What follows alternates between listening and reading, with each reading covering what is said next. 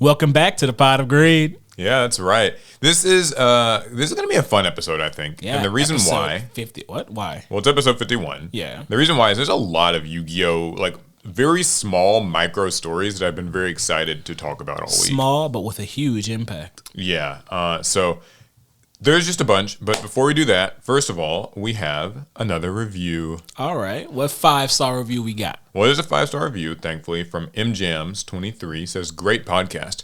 One of my favorite shows out there. Got back into Yu-Gi-Oh! About a year ago through Speed Duels after a 20-year absence.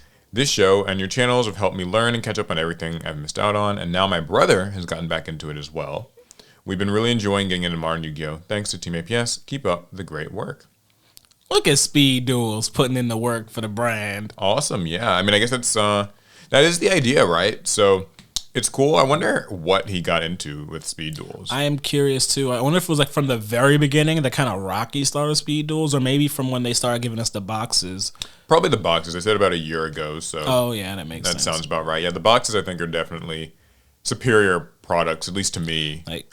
And what I really like about Yu-Gi-Oh, you always have to have another person to play Yu-Gi-Oh, but the boxes, they just encourage you to bring friends to the table. Grab a friend. Which this version, I would say, that's very fortunate to have, like, you know, like a friend or like a sibling in this case. I take my brothers in every game I go. Yeah, a lot of times when I see comments like this, it'll typically be something like, you know, I like Yu-Gi-Oh, but I don't have someone to play it with. I don't have a place to play. Like the nearest card shop's like 2 hours away or something. So you're very fortunate if you can play like with someone else. And at least in the case of Speed Duel, they've made it pretty easy to like have something you can pick up and play for both people. So that makes sense. Because I think about if would I show Yu-Gi-Oh to my younger brother. As it stands, the answer is no. But Speed Duel. Maybe so. I actually would consider showing him how to play. Why no? Why do you say like you normal wouldn't show Yu-Gi-Oh? Because a nightmare. Too crazy. Yu-Gi-Oh's a tough game to teach, and to like a kid who would rather be doing anything else with his time. Yeah, maybe tough to get them like slow down enough to. Yeah, just like lock in, focus. Yeah, might be kind of hard, but glad that we were able to play a part in that. Also, he does leave 5 stars. I think I mentioned that. Mm-hmm. So if you guys ever want to leave a 5-star review on any of the podcast platforms where that is an option, we would certainly appreciate it. If you have to leave a 1-star review, leave it about Paul. No, don't leave one. That would be even better. Yeah, cool. Okay, and if you're on YouTube, by the way, then a thumbs up works just as well, I'd say. Speaking of YouTube, happy Thursday morning for those of you guys who are actually watching during the premiere of the podcast. We love to have you here. Happy Thursday. Woo! Let us know down in the chat what you're doing, what you're up to. And we're glad to be able to spend this morning with you. And did you pull any Legacy of Destruction? Yeah, that is kind of the story of the week. So lots of Yu-Gi-Oh! Let's hop right into it. First and foremost, Legacy of Destruction comes out officially this week. It is live. It's live today for us, for you, but it had been live yesterday. Yeah, I mean, it depends on kind of what your card shop's like as to whether or not you're actually able to buy it yet. Why? But, well, some OTS shops, like OTS shops can sell it on Wednesday, but normal shops that aren't OTS certified don't get to sell it until Friday. Oh, yeah, I forgot about that. But I'm sure that it kind of...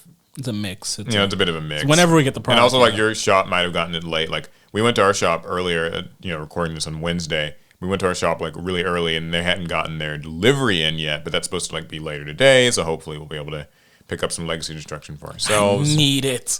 I need to inject this set into my veins. Yeah, well, that's interesting you say that, because it does seem like for a lot of people it's not a very high demand set. Well, it makes a lot of sense. The most competitive cards in the set are on lower rarity, which I think lowers their hypeness for the set. Yeah, it certainly lowers the interest. I've heard a lot of people saying that, like, they're not really into the set, but then it's kind of curious to me because, like, I feel like this set is sort of answering what a lot of people were citing as a gripe or a complaint around a set like Age of Overlord, You mean the best set of the last 2 years?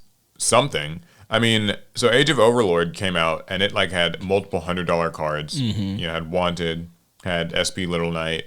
And that just means that prices like that, to me, that translates to demand. Yeah, so people were really into that competitively, but then they were also sort of upset because it's like, well, I want to play an SP Little Knight, or I wanted to play Snake Eye or whatever, and why do I have to pay like $100 for these cards? Konami should make them easier to get. And so now we have a set where Tenpai Dragons, which is kind of the big new thing here, is pretty accessible and low rarity, but also like now there's this perception that it's like not a great set. So and it's funny, right?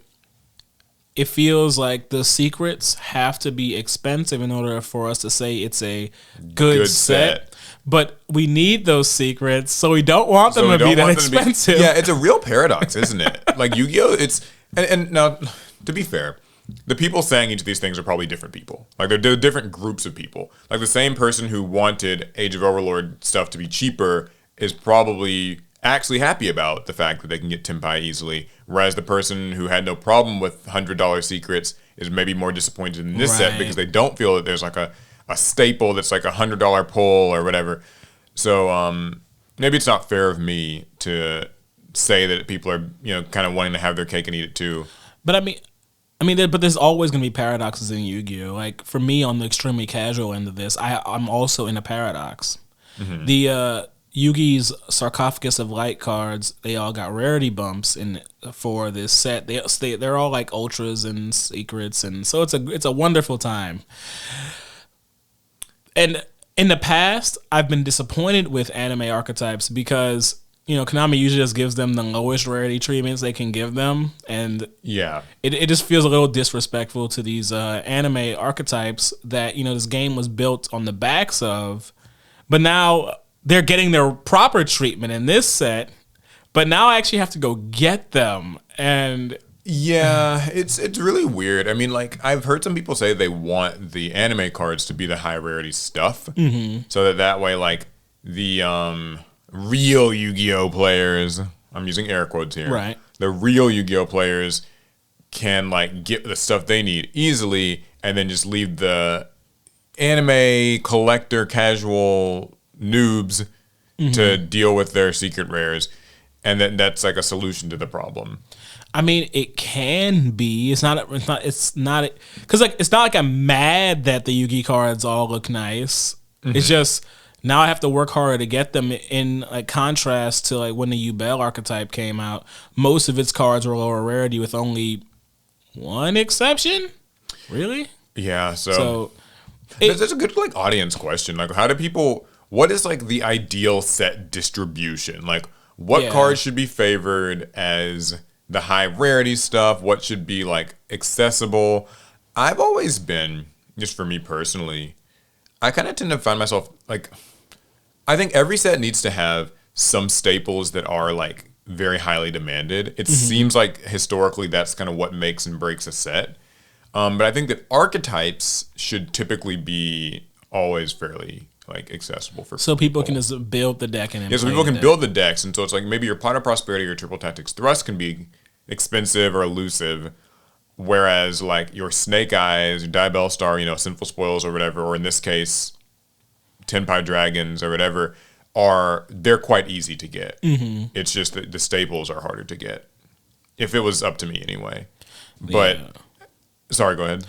I mean, it feels like we kind of talked about before in previous pods. Actually, I know we have, that what we really need is more of a Pokemon-like system where just everything has multiple rarities, base level, a mid level, and a high level to their rarity. Where wouldn't it be great? You can just pick your poison depending on your pockets and your desires. Yeah, I was looking at the stuff in Legacy of Destruction just to sort of see like what's. Love this set. This is my favorite set. What's like best selling right now on TCG Player anyway. And, boxes are at about $74, but it seems like the best-selling cards are the Tenpai Dragon Paidra, which is it's just a super rare. It's pre-selling for like the fire one, not the fire, the red one, I think. Yeah, it's pre-selling for $17. Nightmare Throne pre-selling for about $26. Nightmare Apprentice $30. So the Nightmare Apprentice, that's a secret in this set.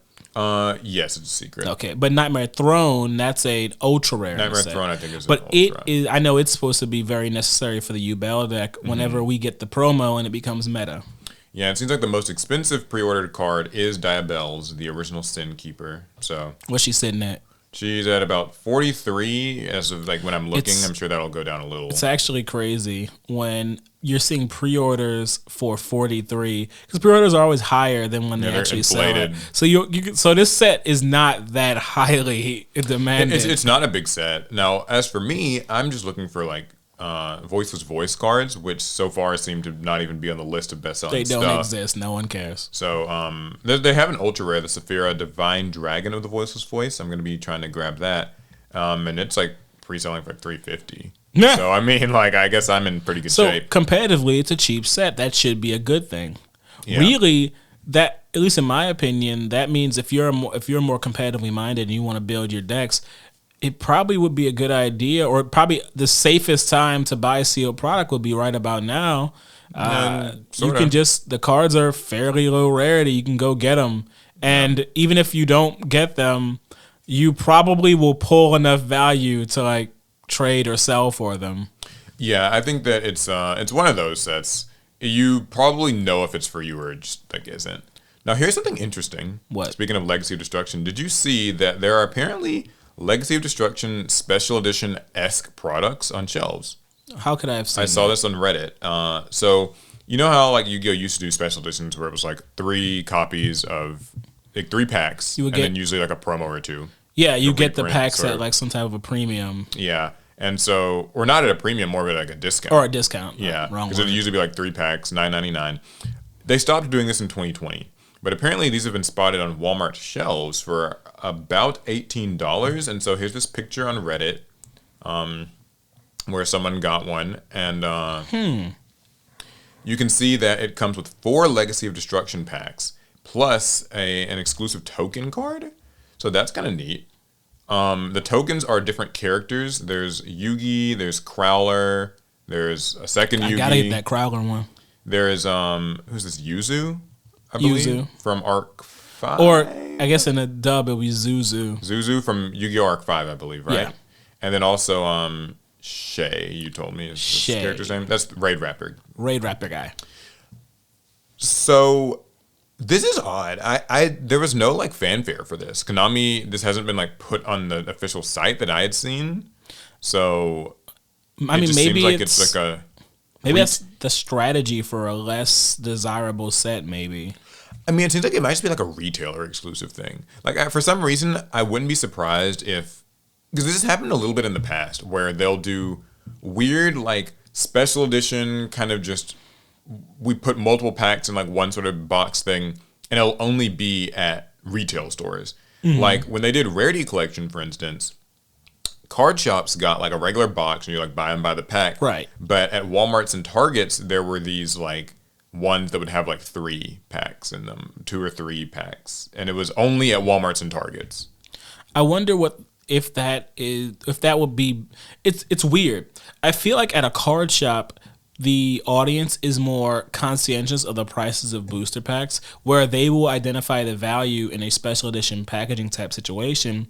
While in Walmart, a more general audience, they wouldn't actually know the deal that they're getting unless they like looked at all the prices of cards and added it up to. Yeah, that's why I'm surprised that they're at a Walmart and not at a card shop. Because you think the card shop would need the push of like, hey, you get 3 packs for $10 instead of $12. Or maybe it looks better on a shelf, a bundle of 3 packs. I agree. I like the way it looks. It's a sort of squarish box. It looks like so. And the tokens are cool. The tokens seem to basically reflect the different archetypes that are in this set. Although in the case of Shay, last set was Raid Raptor, so maybe they're just playing catch up here. But I believe those tokens were shown off in the OCG quite a while ago. Yeah, that's what they usually do. These are tokens that have been in some OCG product, and then they just kind of find a way to it is find their way here over here in some form or fashion. Don't know the price on this exactly. It seems to be $18 or like $17.99 or whatever, which isn't as good of a deal as special editions used to be. Because if you think about it, the MSRP for a pack right now is $4.49. Yes, we'll say $4.50. So 2 packs would be $9. So 4 packs would be $18. So usually with these special editions, you would think that it would maybe cost like $15-16. So it feels like you're getting a bit of a deal, right? And in this case, it's not what they're doing, so that sort of sucks. That's true. It's pretty much exactly what you would pay normally. But I guess you get a token, so however much that's worth is extra value. I'm gonna go to our local Walmart at some point, maybe today, and see if I going to Walmart. Yeah, and see if I can find myself a copy of this. I also heard that there's a new Walmart mystery box or something. I knew you were gonna say some BS. I saw Ruxin opening it a couple weeks back, and I was like, "Hey, this would make for a good video." So I'm gonna have to see if they have either of these products. But they suck. One last neat thing, yeah, they do. But that's what we're known for around here. Damn it. One other thing about these Legacy Destruction things is that people apparently were seeing these before the set's even official like street date. Like people were finding these in Walmart like yesterday or the day before. It's not rare, right, for these retailers to just put the products up early. It's just on the shelf. So kind of cool. Okay. In other Yu-Gi-Oh news, YCS Raleigh was this weekend. Yes, I said that right. Yeah, Raleigh. Raleigh. Okay. Cool. So YCS Raleigh. Not Riley. Not Riley. Not even Raleigh. Whatever. So the winner was Cameron Neal. He won with a pure Snake Eyes deck. Who would have thought? After 16 rounds of dueling, overcoming over 1,800 duelists, Cameron Neal is your YCS Raleigh champion. Cameron was already a UDS champion, and finally he's adding YCS champion to his resume. Congratulations. He wasn't already a YCS champion? Huh. I mean, I don't really to be clear, I don't really follow like who all's like won these YCS events and UDS events. I just remember him at the invitational thing. Yeah, I mean, he was a UDS champion because you had to have been that to. I just figured all the UDS champs were also YCS champs. I mean, I imagine many of them, if they aren't a YCS champ, have probably been in like top 4s, top 8s, top 4s, probably even top 2s. But actually securing that win is probably pretty difficult. I watched a little bit of the coverage of this event, and you're snake eye pilled now? Oh no, I know some people are kind of laughing at this result though. They feel like, wow, this is proof. Not laughing at him. I mean, good on him. More like this is proof that the ban list did nothing because the ban list was, in place for this event. Yeah. So no Borlode, Savage Dragon, no, Barone, Link Karibo banned. But still, Snake Eye was able to not only win the event, but also take the majority of the top spots once again in terms of representation. So, it makes it kind of feel as though maybe the ban list did nothing. I think it's still too soon to call. I mean, it didn't do nothing, right? Because there were no Link Karibos, Borlo Savages, or Baron de Flores in anybody's extracts in the entire event. So it did something. Those cards are literally not there. I think a lot of people didn't necessarily know what the most powerful Snake Eye post ban list build was like. Mm-hmm. And so I don't think they got to test and optimize for it. Mm-hmm. So I think a lot of people they just ran with the Snake Eyes deck and just called it a day. I think the true results of this ban list are going to show themselves in a few weeks as people just they have a new set coming out. More time will have passed. I think that there's a weird sort of a bit of people get vindictive about these ban lists, right? Mm-hmm. People are kind of they're unhappy with Konami. They hit the wrong thing. They took too long to make it. This and that.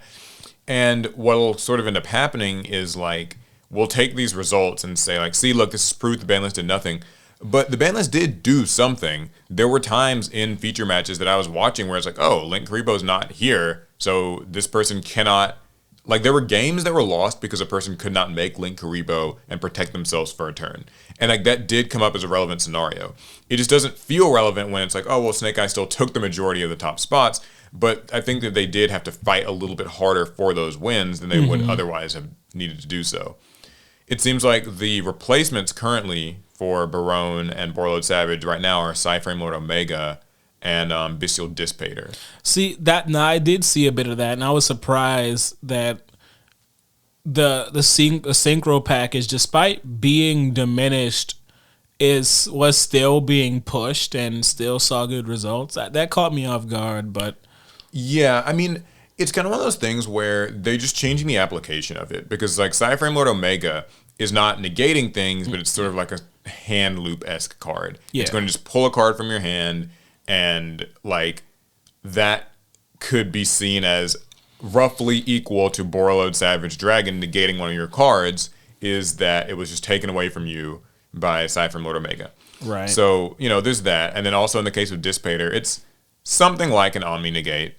So, it can negate monster effects and either like... It's certainly not a negate. So, it's there. I think that Snake Eyes still did have to work a little bit harder from just the matches I was watching. And according to... What do you do when it's Snake Eyes versus Snake Eyes? Snake Eyes has to win. Yeah, that's also true. So in the top 32, it was 10 Snake Eye decks, 6 Kashtira Snake Eye decks, 3 Fire King Snake Eye decks, and so there, it certainly still took the majority of the spots. Does that mean it's going to need some more Banlist hits? Probably so. It probably will get more.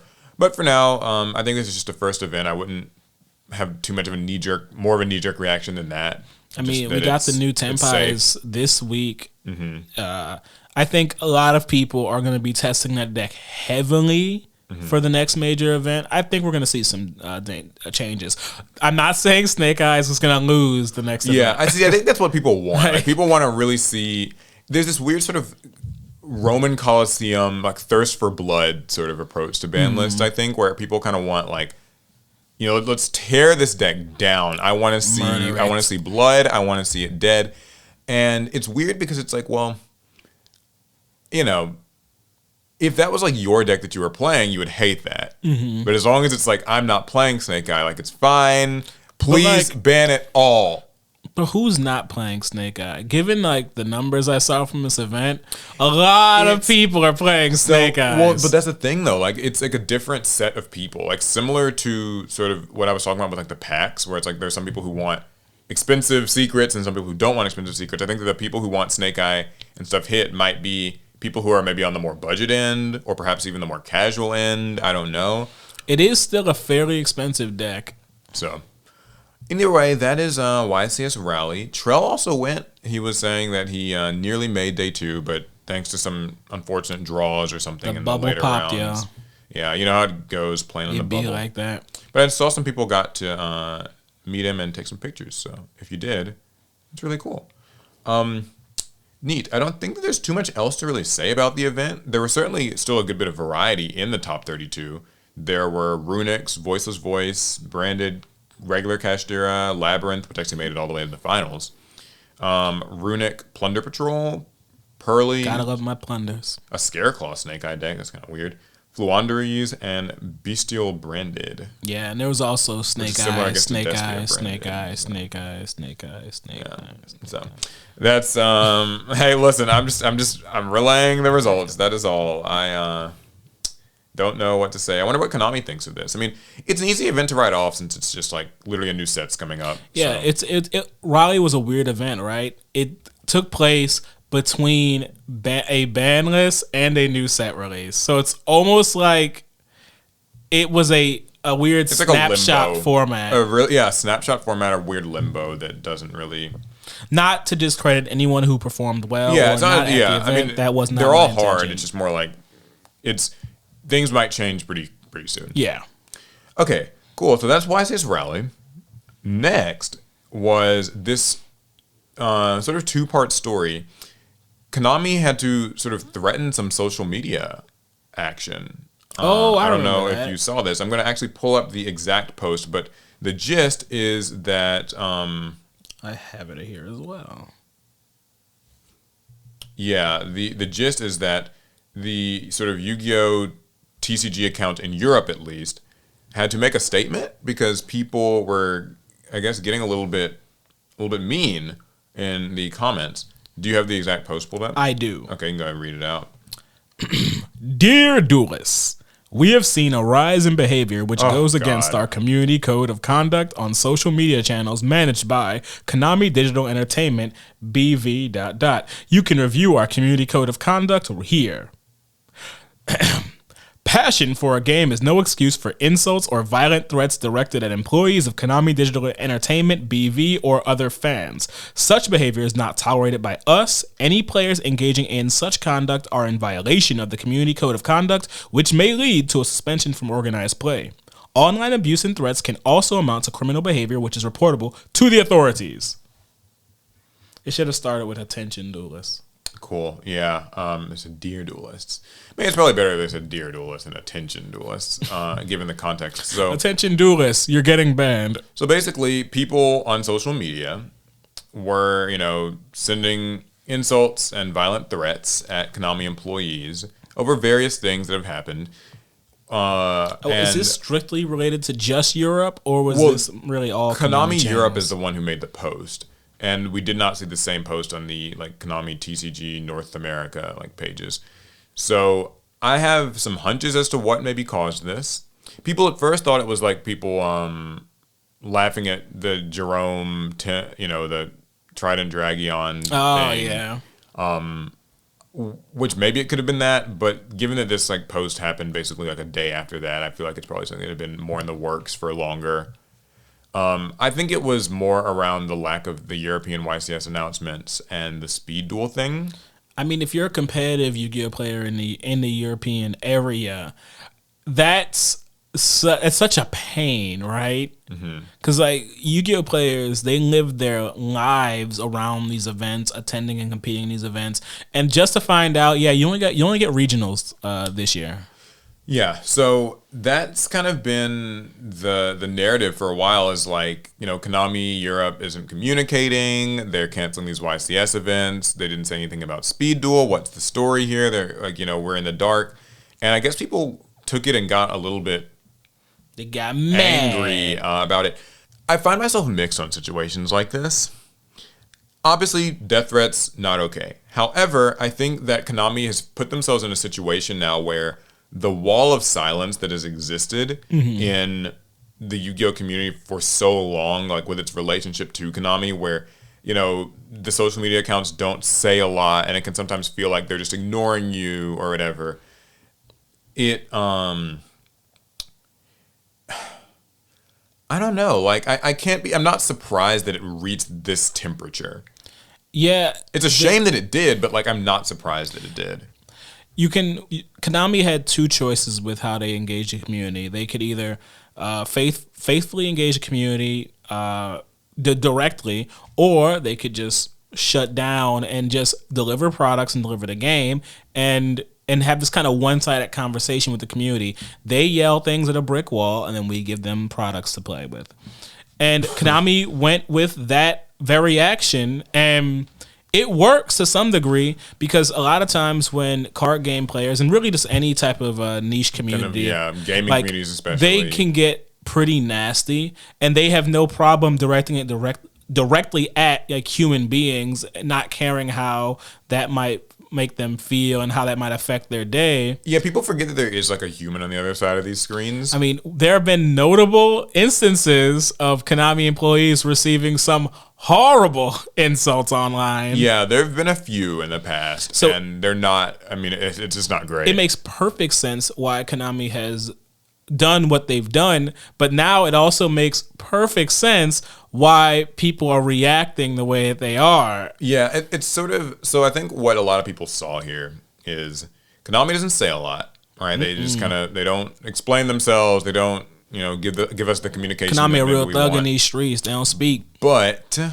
the thing is so they don't say anything, and then I guess when the temperature in the room gets so high, then they say, well, stop bothering us. Stop insulting us. If you don't stop insulting us, we're going to ban you, or we're going to call the authorities. And they're within their right to do that. It's just that it really feels like a, if you can't take the heat type of thing, get out of the kitchen. If you're not, you don't get to have it both ways. You don't get to not say anything to your community. And then also, if they're not allowed to be upset about that, or express their feelings about that. So at least my hope is that this can, even though the post maybe came across as a bit aggressive, I was reading comments on it and it wasn't nice.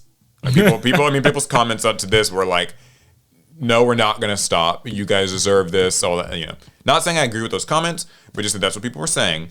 And I think really it needs to be a new leaf, I think, hopefully for Konami to hey, listen, if you want to stop this amount of backlash and this type of backlash, the onus is partly going to be on Konami as well there has to be some sort of community management. Konami has a negative amount of that right now, and this is the result of that. Yeah, because I think that the longer you keep up the brick wall kind of radio silence thing, the more impatient people will get, and the more that the moment it diminishes their ability to ever let the walls down, because now the moment that you do you remember the in 2020 the remote duel server? Oh, well, that's a funny question, because you really have to remember it since it wasn't around for long. Short-lived. Okay. So a lot of people might not actually know about this. In 2020, we had a little virus called the Crush Card virus. Yep, it went around everywhere. It went around worldwide, and it shut the world down. It's COVID. I'm talking about COVID. But Konami started the remote duel program, and they made this server. This was their first attempt at like doing the remote duel thing. They had this Discord server. You joined it, and it was supposed to kind of help you connect with like remote locals and orchestrate the whole thing. Shit show. Absolute shit show.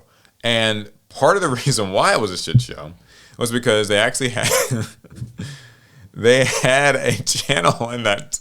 They had a channel in there.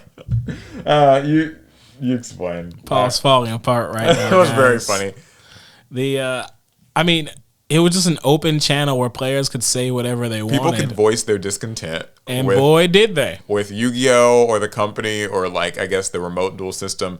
And there was no moderation. And there was very little to no moderation. What I read in there was none. Yeah, and so they were like, yeah, please, if you have feedback or whatever, or like feedback, please submit it in this like format. It was like, it's like, my issue is this, and the reason why is this, and like I would like this. And people were like taking that and running with like, my issue is this game is too fucking expensive, and my problem is with you, and blah blah blah. And it was just like, it was this whole.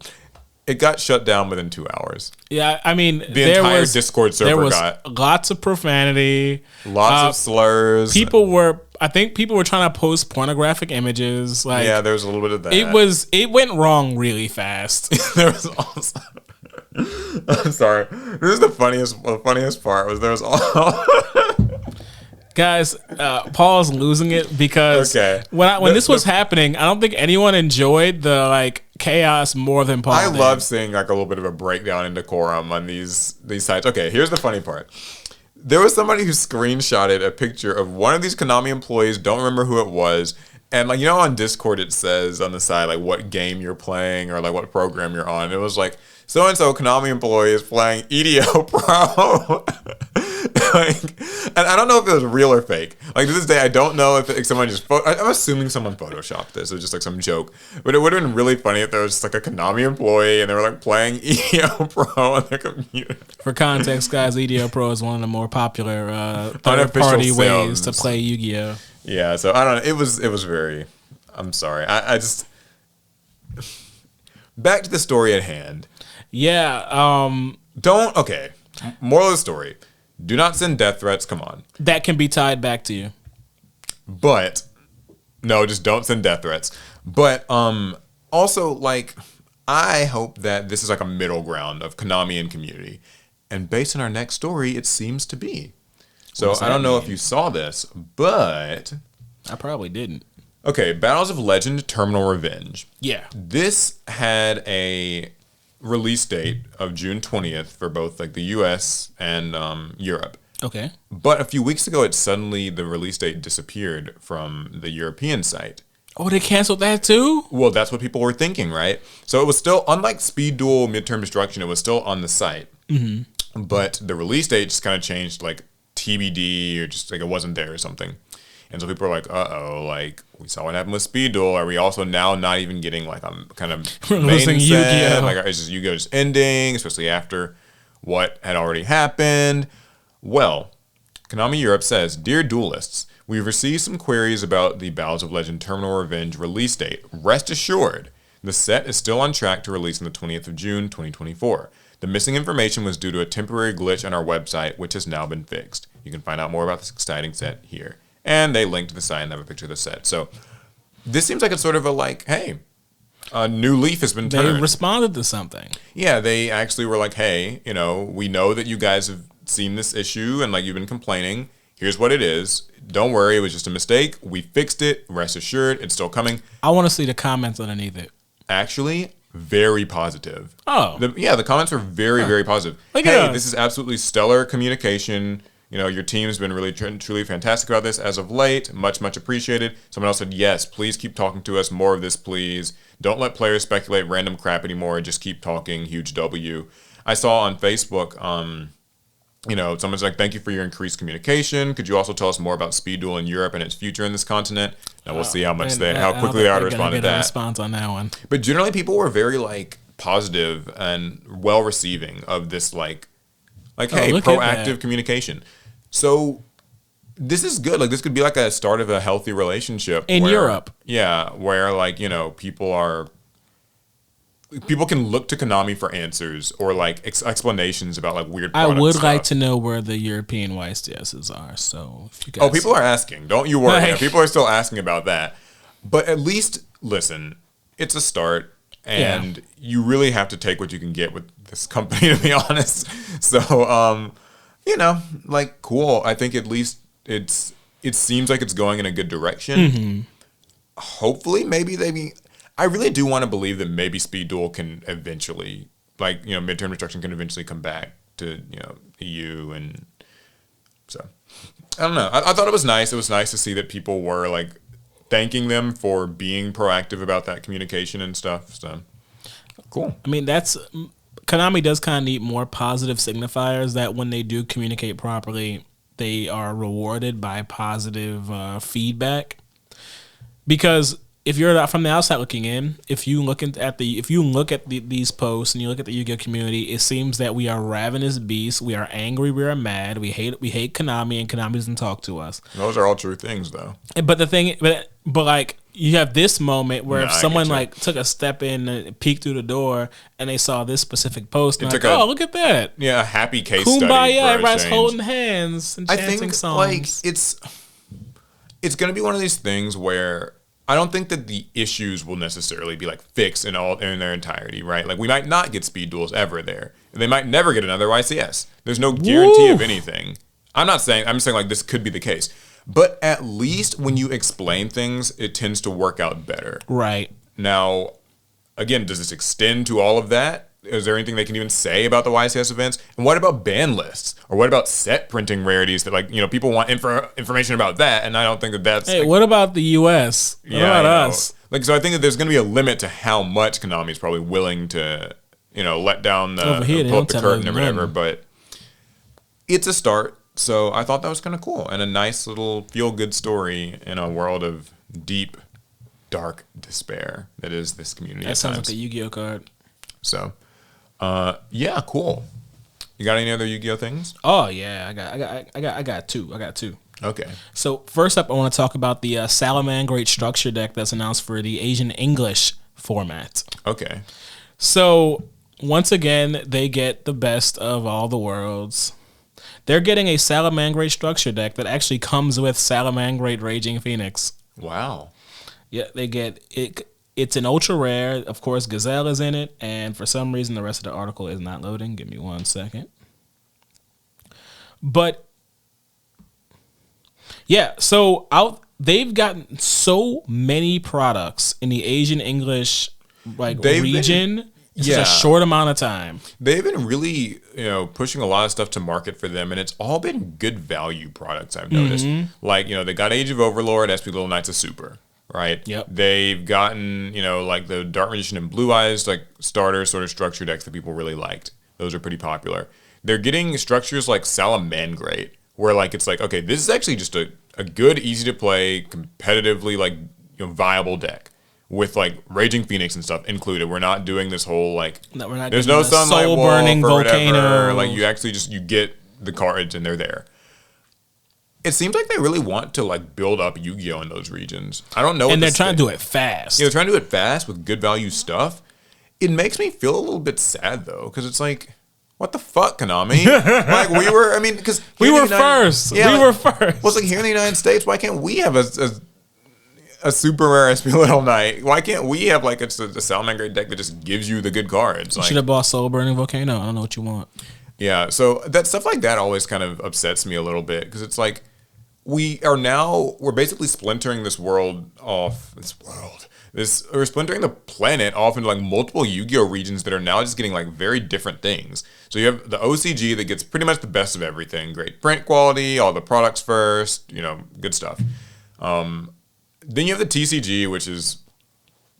We're big. It's there. You have Europe that's like sometimes suspiciously missing events and like speed duel products, but generally is about the same. But then now there's like this Asian English territory where like the cards are written in the language that they're written here, but are just like different printings. And better print quality. I can't use a super rare SP Little Knight in the TCG because that's fake. Because we don't have one. Yeah, and so it's why can't we all just kind of like come together and just be on the same page, I think. Because for some reason Konami just has everything separated off and no regions can't just like coexist and cohabitate. This also reminds me, I don't know if you heard about the tactical tryout decks that were announced in the OCG. These are these products that are coming out in June. They're OCG products, not Asian English products, just to make that distinction. But there are 3 decks that they're making. The one that we've seen so far is the Cyber Dragon deck. Cyber Dragon, okay. Where they're designed to be like played out the box. So the Cyber Dragon deck, for instance, I don't have the deck list right in front of me, but I'm going to put it up on screen. It comes with like 3 Cyber Dragon cores, and you get like your main deck and stuff. But you even get like cards like Therian King Regulus and Galaxy Soldier.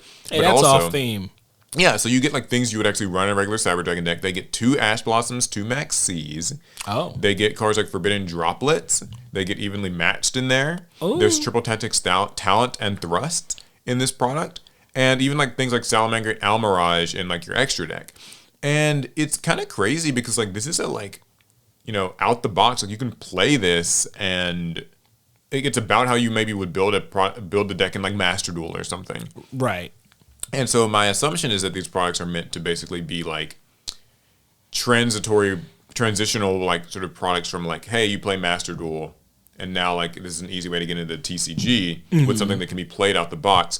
The other 2 decks are Evil Twins and Eldritch. So thoughts? What do you... Those really do sound like some Master Duel staples. Cyber Dragons, Eldritch, and Live Twins or Evil Twins. What is the official name of that archetype? It's they're both. It's Evil Twin and Live Twin. Evil is live. I want one name. So. Anyway, like those are really good like Master Duel decks. You kind of see them as you see them quite a bit as you ladder up, and to make a product that essentially just copies the most popular deck list from Master Duel into a paper format. So there's a lot of people who they play Master Duel and they would play the TCG if they could actually build that deck in real life. And it would just take too many hoops to jump through and too many Google searches to find where a card came from and how do you like... Yeah. So they get it all in one. It's like an easy, just all in one. You don't have to do a lot of research. You can just kind of grab the thing and go. Yeah. I think it's cool. It's like 1,100 yen, which actually like it's like $7 or $8 for us. But like... That's not bad. I mean, it's the price of a structure deck. It makes me think, too, like, maybe we're just, like, over the age of the structure you need to buy, like, 3 of and all that. Like, it makes me think, over that. Can we just start getting, like, ready-made structures that are, like, actually just, you can just play the damn thing? It would be cool, but no TCG that I know has ever done that. So... yeah, I don't know. But I think it's cool that there's 3, so you're not even forced to, like, if you don't like Cyber Dragons, you'll probably like one of the other 2 or something. And if these sell well, there'll be more. Yeah, so, cool. I think that's neat. Just kind of reminded me with your the Asian English Salamangreat structure news. So that was kind of neat. So, Paul, do you have $90,000 to spend? No. Well, if you do, you might be interested in this. So, there is a seller on eBay right now selling an entire set of The Legend of the Blue Eyes White Dragon. That's LOB. Like first edition. First edition. PSA grade 10. Every single card. For $90,000? For $90,000. No, he can keep looking. I'm not buying. What? Immortalized for all time. Every single card in the set. PSA 10 first ed. Where is this thing sold on? eBay. eBay? Mm-hmm. Nah, I'm not buying it. Okay. Wait. Chill. All right, maybe $90,000 is too much. What about 70,000 euros? No. Wow. That's interesting though. I mean, like, I wonder. Does that mean even the like commons and rares were just graded 10? So from the pictures that I can see, I think so, because while they're only showing hollows in this picture, you can see how many other cards are also in slabs. It does look nice when it's like kind of sorted out that way. All slabbed up. I just don't think 90,000. Yeah, that's just give me the 90,000. I'll go buy it for you. I promise. No, that's okay. You'll be fine. Listen, so there's a lot in there that like is cool, but there's just a lot of junk too. Like we were recently playing with LOB for a video, and it just all I'm reminded of is how many cards in there just suck. So wait, you don't want a PSA grade 10 first edition Witty Phantom? No, I don't. You don't. So you don't want a Tyhone? Oh, I wouldn't mind a Tyhone. Okay, I was to say a lesser dragon, perhaps. Like Firegrass, no. Right? Yeah. Also, we're like. That's another thing with having those slabs. You know, some people are really into their slabs. You don't have any slab like graded. I have no slabs. I don't know where you keep it. Your all. Kaiba briefcase. I guess so. Yeah, you keep it in your Kaiba briefcase because if they fit. Because I don't really think. That's actually a big question if they fit because they're going to be a lot wider. Yeah, you probably can't even. Like lately, I found myself like I want like less Yu-Gi-Oh stuff because some of it just takes too much space to like. You were talking about the figures and stuff, and it's like if you have just a full set of slabs of this 130 card set that is LOB or whatever, like Jesus. Is it only 130? I thought it was 200. I think LOB is about 126 cards. Okay, so it feels like it was more. But it's good to know that Alec will be purchasing that as soon as this podcast is done. Right? You guys as soon as you lend me the 90,000. People in chat can fund it. Give a super chat. And if we raise for $90,000, we'll buy it. Woo! Kidding. You don't have to do that. Okay. Well, there is some Master Duel news that has dropped as well. So there's a tryout event that's happening. There's just sort of small news. Skill drain event. So you might remember that they did a Nibiru event where it was like a tryout duel. Where like both players had Nibiru. Yeah, both players started the duel with Nibiru in their hand, and so the sort of deck building challenge there is like how do you build your deck or play knowing that you will have to play around a Nibiru like every first turn. This time it's skill drain where apparently the duel begins with a skill drain face up on both players' sides of the field. Wait, already activated? Yeah, like already face up and on active. Both sides. On both sides, that's what I've heard. So yeah, it's interesting. A lot of people, I've seen some mixed response to this whole like tryout event. Some people are like, this is stupid, this is dumb, like I already hate floodgates, why are you forcing us to play with them? Other people are like, well, this is kind of cool, like the deck building challenge is very unique. I land on the latter side because I think that it's cool to see Master Duel try out these like weird wonky formats, right? And like it's not that bad because typically the real issue with floodgates are how because typically it's your opponent flipping them on you, it's unequally hit. Mm-hmm. Your opponent's prepared to use a skill drain, and you're not. But in this format, you both have equal knowledge that there is skill drain in play. We get to build and make our plays with that in mind. Yeah, and so people were sort of thinking like, okay, what's the fastest way to get rid of the skill drain, right? Like, should I main deck spell and trap removal? Just how do I get rid of it? Play Magic Planter? I don't know. But I mean, I'll get rid of your skill drain. Yeah, but I could still won't get rid of your opponents. Yeah. So it kind of got me thinking. I noticed with the Nibiru event, and especially here, Yu-Gi-Oh players in the modern sense are in a real rush to kind of play the same Yu-Gi-Oh they know. Hey. Like, how do I play around this Nibiru so I can continue my combos? How do I get rid of this skill drain so I can play my combos?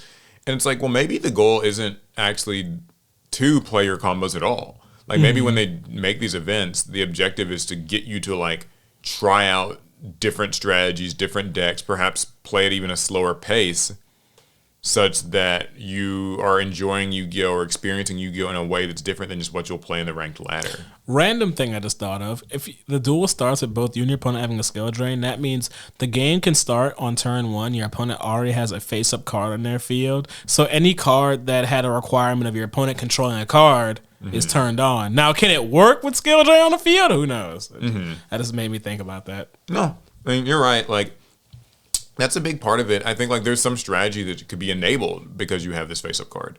And I don't know. I like these events. Also worth noting that people, I think, are misunderstanding this event. Like, this is one of those dual trial. It's not a full event. So, like, you just have to win 3 games and you get a pack. Like, and that's it. That's the extent of it. Oh, so you don't. If you win 3 more, you don't get another pack? Yeah, you don't get. You just can play 3, get a pack, and that's the end of it. And I think that they're just kind of gathering data on it, like how people like it. Do they play it? Do they enjoy it? Like, whatever. And I think that, like, I understand that obviously Skill Drain's an annoying card, but I don't know. I mean, I think, like, if we're going to sit here and say, like, Master Duel needs new game modes or, like, Yu-Gi-Oh! Needs other formats, this is, like, kind of how that begins, is by being willing to play in these different formats. The Jinzo deck. There's no traps? Or you play a Jinzo deck. You play the Jinzo deck, the Skill Drain's going to be turned off. You ain't got to worry about it. Well, I think with Skill Drain and Jinzo, it's like, if Skill Drain's in the field already, it never turns mind Jinzo the off. Jinzo Skill Drain ruling. Yeah, it's like whichever one's on the field first or something. But never mind. Okay, in bigger Master Duel news though, it's bigger. There's a new Master Duel ban list. It ain't big. You said it was bigger though. Yeah, it's bigger news, but the ban list itself is not big. So only 3 cards changed here. But they were Snake Eyes cards, I'd hope. A couple of them, yeah. Okay. So Super Heavy Samurai Soul Piercer goes from 2 to 1. So that's the first little hit. Little is right. A bit surprised. I mean, I've seen like Super Heavy Samurai kind of fall off a good bit. They said not enough. But yeah, Konami's like, well, we're gonna hit it a little more. So that's gone down to 1 now. I think they're just trying to dissuade people from playing that much. Mm-hmm. And then the second hit, and the one that's been getting the real buzz for better and for worse, is that Snake Eye Ash is put to 2, and Wanted Seeker Sinful Spoils is put to 2. So 2 largely consistency-driven cards. And only barely hitting their consistency. Scraped right on this little ban list. They go to 2 instead of 3, and people are dissatisfied with this hit because the usual Master Duel reason. It's a consistency, slap on the wrist sort of hit, as opposed to like, why didn't they like ban original Sinful Spoils, or why don't they like ban Poplar, or like I want the heavy hits, like let's tear this engine up, and we only get like these 2 kind of small consistency hits in a deck that has at least a dozen more sort of starter cards. It's really hard to feel the impact of a hit like that in a game, right? Because when does your opponent need to resolve all 3 copies of Wanted or all 3 copies of any of their cards, really? Yeah. So, like, by dropping it to 2, you can play a game against a Snake Eyes player, and it'll feel exactly the same as it did before. You still lost, and like it doesn't feel good at all because you're like, well, what was the ban list for then? Yeah. But it's all about the numbers, the statistics. Yeah, statistics stuff. That's the Konami kind of Master Duel approach, is that you by hitting Ash and Wanted to 2, there's a small decrease in the Snake Eye win percentage. Yeah. And I know like we've gone over this a million times, but that's what it is, right? Like you will not see the effects of this, but they will on the back end, where Snake Eye has a slightly lower win percentage, and they feel like okay about it. I would also remind people though that Master Duel ban lists come out like once a month.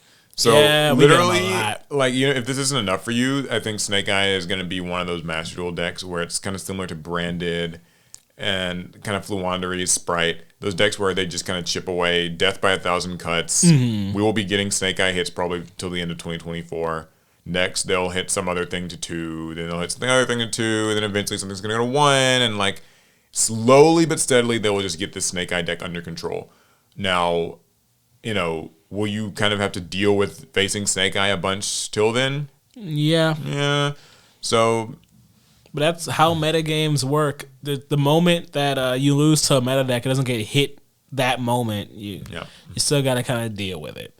So that's the Master Duel news. It's a small ban list. I think people are dissatisfied, but I hope that I'm sure we can expect a few more Snake Eye hits in the future. So I'm still not complaining, right? Like I don't like facing Snake Eye on ranked. So Oh, that reminds me, I did get to Master Rank 1 for this season. Hey! I finally did it, this time with Rescue Ace instead of Vanquish Soul. So Rescue Ace did get their new support. I've been having a lot of fun with it. It's rough. Lots of like, not mirror matches, but just facing Snake Eye or facing other Rescue Ace decks can be really taxing on like the time limit, especially that you have to like work under. I've had a lot of games go to time where I've lost in time or they've lost in time. Just a lot of moving parts to the matchups. Lots of set for. Yeah, setting lots of cards, lots of interactions. But it's been fun. I don't know if anybody else has been doing the Master Rank 1 climb, but if you have, I would like to hear how that's been going, what your deck And if you haven't experiences have been. just know Paul's better than you. Yes, that's true. So, cool. I think that's all the Master Duel news. Any more Yu-Gi-Oh for you? I don't have any more Yu-Gi-Oh. Okay, well, I have one final Yu-Gi-Oh story, and this one was a really... I didn't know about this. So you know how Decade has Master Duel meta and Duel Links meta? Yeah. And these are like kind of sites that provide really a plethora of resources for the community in terms of like tournament results, set, distributions and deck lots of lists and prices and leaks and all that stuff. Well, he's actually opened up the beta version of the site, Yu-Gi-Oh! Meta. So finally, we're getting an equivalent site for the TCG, which is something that apparently a lot of people have actually really wanted. So now, you know how you could go on like Master Duel Meta and find a tier list and find tournaments, find all this stuff. That now exists for the TCG. Oh. And it's just called Yu-Gi-Oh! Meta. And so it's going to have the same types of things, news and all of that. Right now for YCS Raleigh, they've been compiling deck lists. They've got like deck prices. You can see not just a deck list, but also the price of the deck. So he's coming for YGO Pro decks like neck. You could say that. This is really cool. I don't know. I thought this was like really neat. I know Decade is like kind of a controversial figure for a lot of people. Oh, for sure. Like he's been, and for Konami. Yeah, I know Konami maybe not his biggest fan, but here's the site. I just kind of have it pulled up here. It looks exactly like pretty much. It does look like his other stuff. Just YCS Raleigh top 32 deck list, updated ban list, new OCG support like that's been announced and stuff. Tier list, top decks, deck builder, card reveals. You can find like the price of stuff. Honestly, the UI kind of throws me off just because of his other websites looking exactly the same. It feels weird to look at this now. I'm like, where's yeah, they all look very similar. Yeah, where's the Rush Duel section? I don't see it. I'm so confused. One thing that's interesting though is that like people have compared this to MTG Goldfish, which I don't know if you've heard of that. Yeah, I've been to Goldfish. Yeah, it's just kind of the equivalent site that Magic the Gathering's had for ages, really, where you can find all this stuff and more, guides and stuff. And, you got to give it to Decade. Like, he's providing a resource that Konami is not.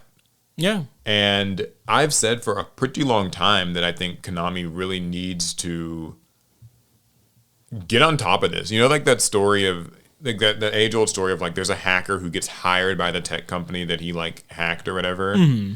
I think, like, Konami needs to, like, bring this guy on, man. Like, and because this is something that I don't want to say they're unwilling to do, but seem currently unable to do. But this is like a real, wealth of resources. Like if you're a Yu-Gi-Oh player, this is your site. Like, people go to this for Master Duel all the time, for Duel Links all the time. So now that you can kind of find a place, and it's called like YuGiOhMeta.com, which is just a very, it's a simple kind of this is what you want, YuGiOhMeta.com. Here's the information. So, yeah, I don't know. It's just like a really cool resource. You guys can maybe check it out. It's cool. I think that, I guess they probably wouldn't make a Rush Duel one since like we don't have Rush Duels here. No, we wouldn't have that. But if Rush Duels came here, I wouldn't be surprised to see a Rush Duel meta. Hey, look, it's in the Duel Links meta site. That's all I need. That's true. Yeah, because if you're on Duel Links meta, you'd be checking it out. So, cool. I just want to kind of shout that out. I thought that was a really neat thing. There's even actual... Okay, this is one thing I didn't know. There are countdown timers for the release dates of things. So, like here, there's like a countdown timer for like Rarity Collection 2 and like stuff like that. So, Legacy of Destruction and Speed There's none for the ban list, though. Yeah. If Konami owned the site and maybe they were doing it, they could have a countdown timer for the ban list. And then we could all know when it's going to come out. But until then, nah. Lame. Cool, so that's all the Yu-Gi-Oh! News, I believe. Okay. Hopefully. I got some card game stories. All right, let's go through them. All right. So, the first thing I want to talk about is Magic the Gathering is doing a collaboration with Cowboy Bebop. To celebrate Outlaws of Thunder Junction, our Japanese team has announced a special collaboration with the beloved Japanese animation, Cowboy Bebop. So beginning on August 2nd, you can win a Cowboy Bebop promo card by playing in a weekly standard showdown events to be held at local WPN stores. There are 5 special promo cards, all of them in traditional foil. Each will be distributed during these standard showdown events beginning in August. And here's the picture, Paul. I know you haven't really seen Cowboy Bebop, so you might not be appreciated. I know about some of the characters. But they're styled around the opening sequence of Cowboy Bebop. Yeah, okay. That is playing in my head right now as I look at them because I can't help but hear that opening track while looking at them. But there's also there's sleeves, there's playmats, and at one point we thought this was only going to be in Japan, but it is going to be in the United States, just very limited. I got to see how I can get me one of those Cowboy Bebop MTG playmats, though. Your boy needs one. So you'll certainly be grabbing some Cowboy Bebop cards. Oh, if I can. I imagine it'll be expensive. Yeah, a little difficult. But I'll try my hand at it. But you know who else really loves Magic the Gathering? Who? This Wisconsin man. Okay. Who amassed 138,000 copies of one Magic the Gathering card. What card? In the back of a silver Chevy Traverse sits one of the most unique collections in Wisconsin. So, here's a quote. So I've got about 18,000 of those all together. And what he means by 18,000 is all of these long boxes. Okay. He says there's 1,000 German, 1,000 French. So what is the card? So... I'm looking at a foreign copy, so I actually can't even tell what its name is. It's okay. Here it is. It's a card called Stone Rain. Okay. And the current count is he has 138,639 copies and counting in multiple languages, editions, foilings. What? I mean, is there something significant about the card? Maybe just to him? Let's read and find out. The Green Bay area collector has misprints, test prints, foils, altered arts, autographed copies in every single edition of the Stone Rain card. In fact, he even has copies in Russian, French, Mandarin, German, and more. He has thousands upon thousands of copies of the same exact card. A few cards cost about $5,000, so some of them are very expensive. They commented that it was crazy, and he's like, I agree. But that doesn't matter because it's what he loves to do. So he started this collection in the 90s. He heard of a guy who had 130 copies of one card, and that's when he decided to challenge himself. Like, I could do better. So I mean, that's really there is to it. So he's just been collecting this card. He's collected this one card so many times. He estimates his collection is worth between $200,000 and $300,000. I've seen a lot of people do the same thing with other card games. Like I've seen people who have like, Billion Blue Eyes and all that stuff. So, but do they have, what was the number again?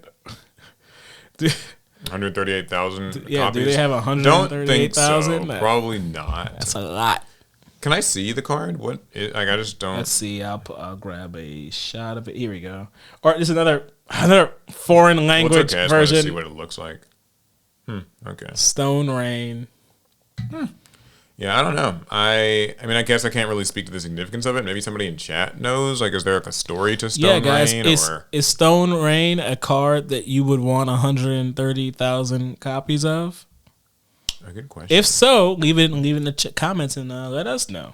Yeah, Paul, what's your 130,000 copy card? I don't have one. What's the one card? I'm not getting 130,000. A single card. I have too many cards already in my collection that I really don't want that many copies of any one card. But if I had to pick one, I suppose It might be cool to try to like do that with like a Blue Eyes. Just because Blue Eyes actually has like 10 different arts or something. So it can maybe be fun to like have all the different editions and stuff. Something that I think is a little bit more exciting than having that though is those the 3D box cards. Like you see like the shadow box. But those aren't real. They're not real, but like I would like to have that as opposed to what the fuck am I gonna do with like 100,000 just put them in the back of your silver Chevy Traverse? Yeah, like what were they doing in the back of there? He's probably just taking them to sit for the reporters to see. Oh, okay. Like I don't think he leaves them in there all the time. I would hope not. That'd be a really dangerous place to be leaving like a collection like that. Okay, cool. Well, yeah. Other card game stories? I've got one. What you got?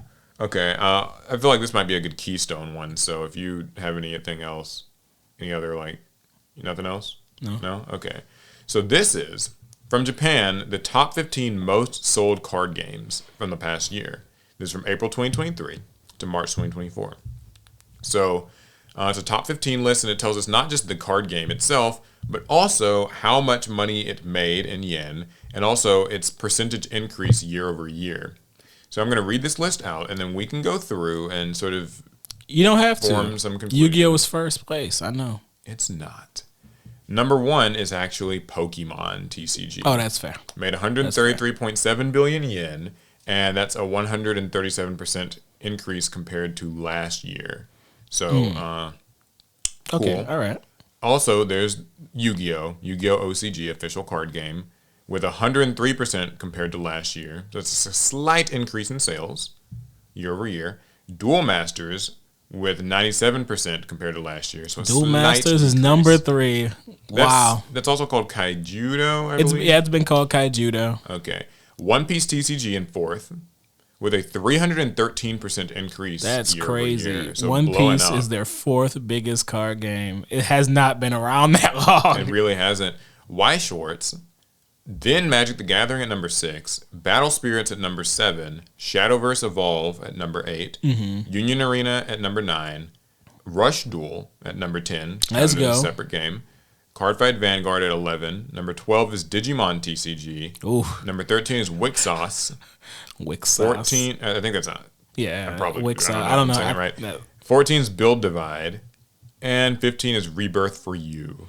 I haven't even heard of that one. I haven't heard of Build Divide or Rebirth for You. Or you have heard of Build Divide. Have I? We watched the first episode of the anime. Oh, okay. We didn't watch any more than that, but we did see it. So that's the list. That's a pretty interesting list of kind of what's most popular in Japan. I certainly think it speaks to the culture differences there because, here in the States, Magic the Gathering is obviously one of our big 3. Yeah, clearly. But over there, I mean, they don't take as well to it. Not badly. I mean, it's doing fine, but... I mean, when we were walking around like Akiba, we went to many card shops. We saw many displays. There was not a lot of Magic. So one interesting thing about the revenue for Pokemon TCG, it makes more combined than the other top 8 card games.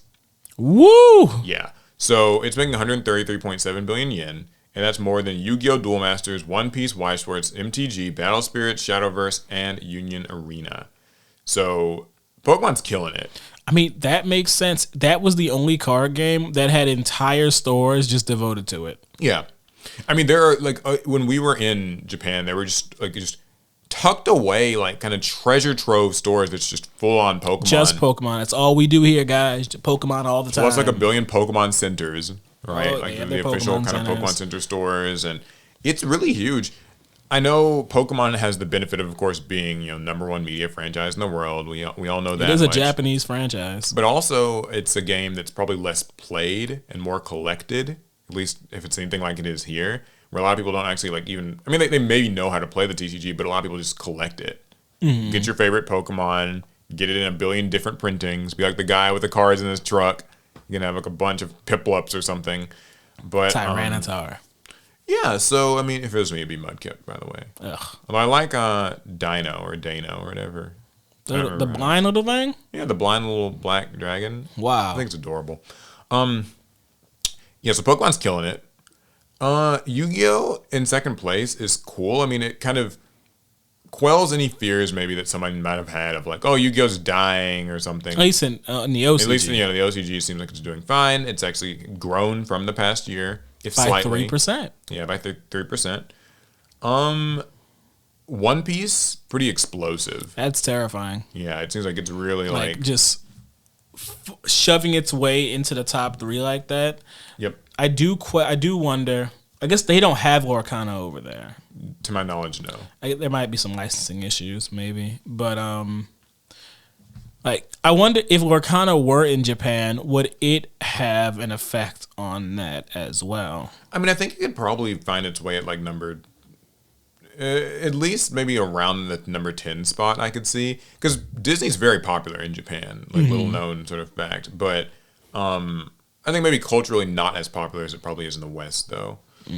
I still could see Lorcana like breaking some ankles here and like finding its way into the 8, 9, 10 spot at least.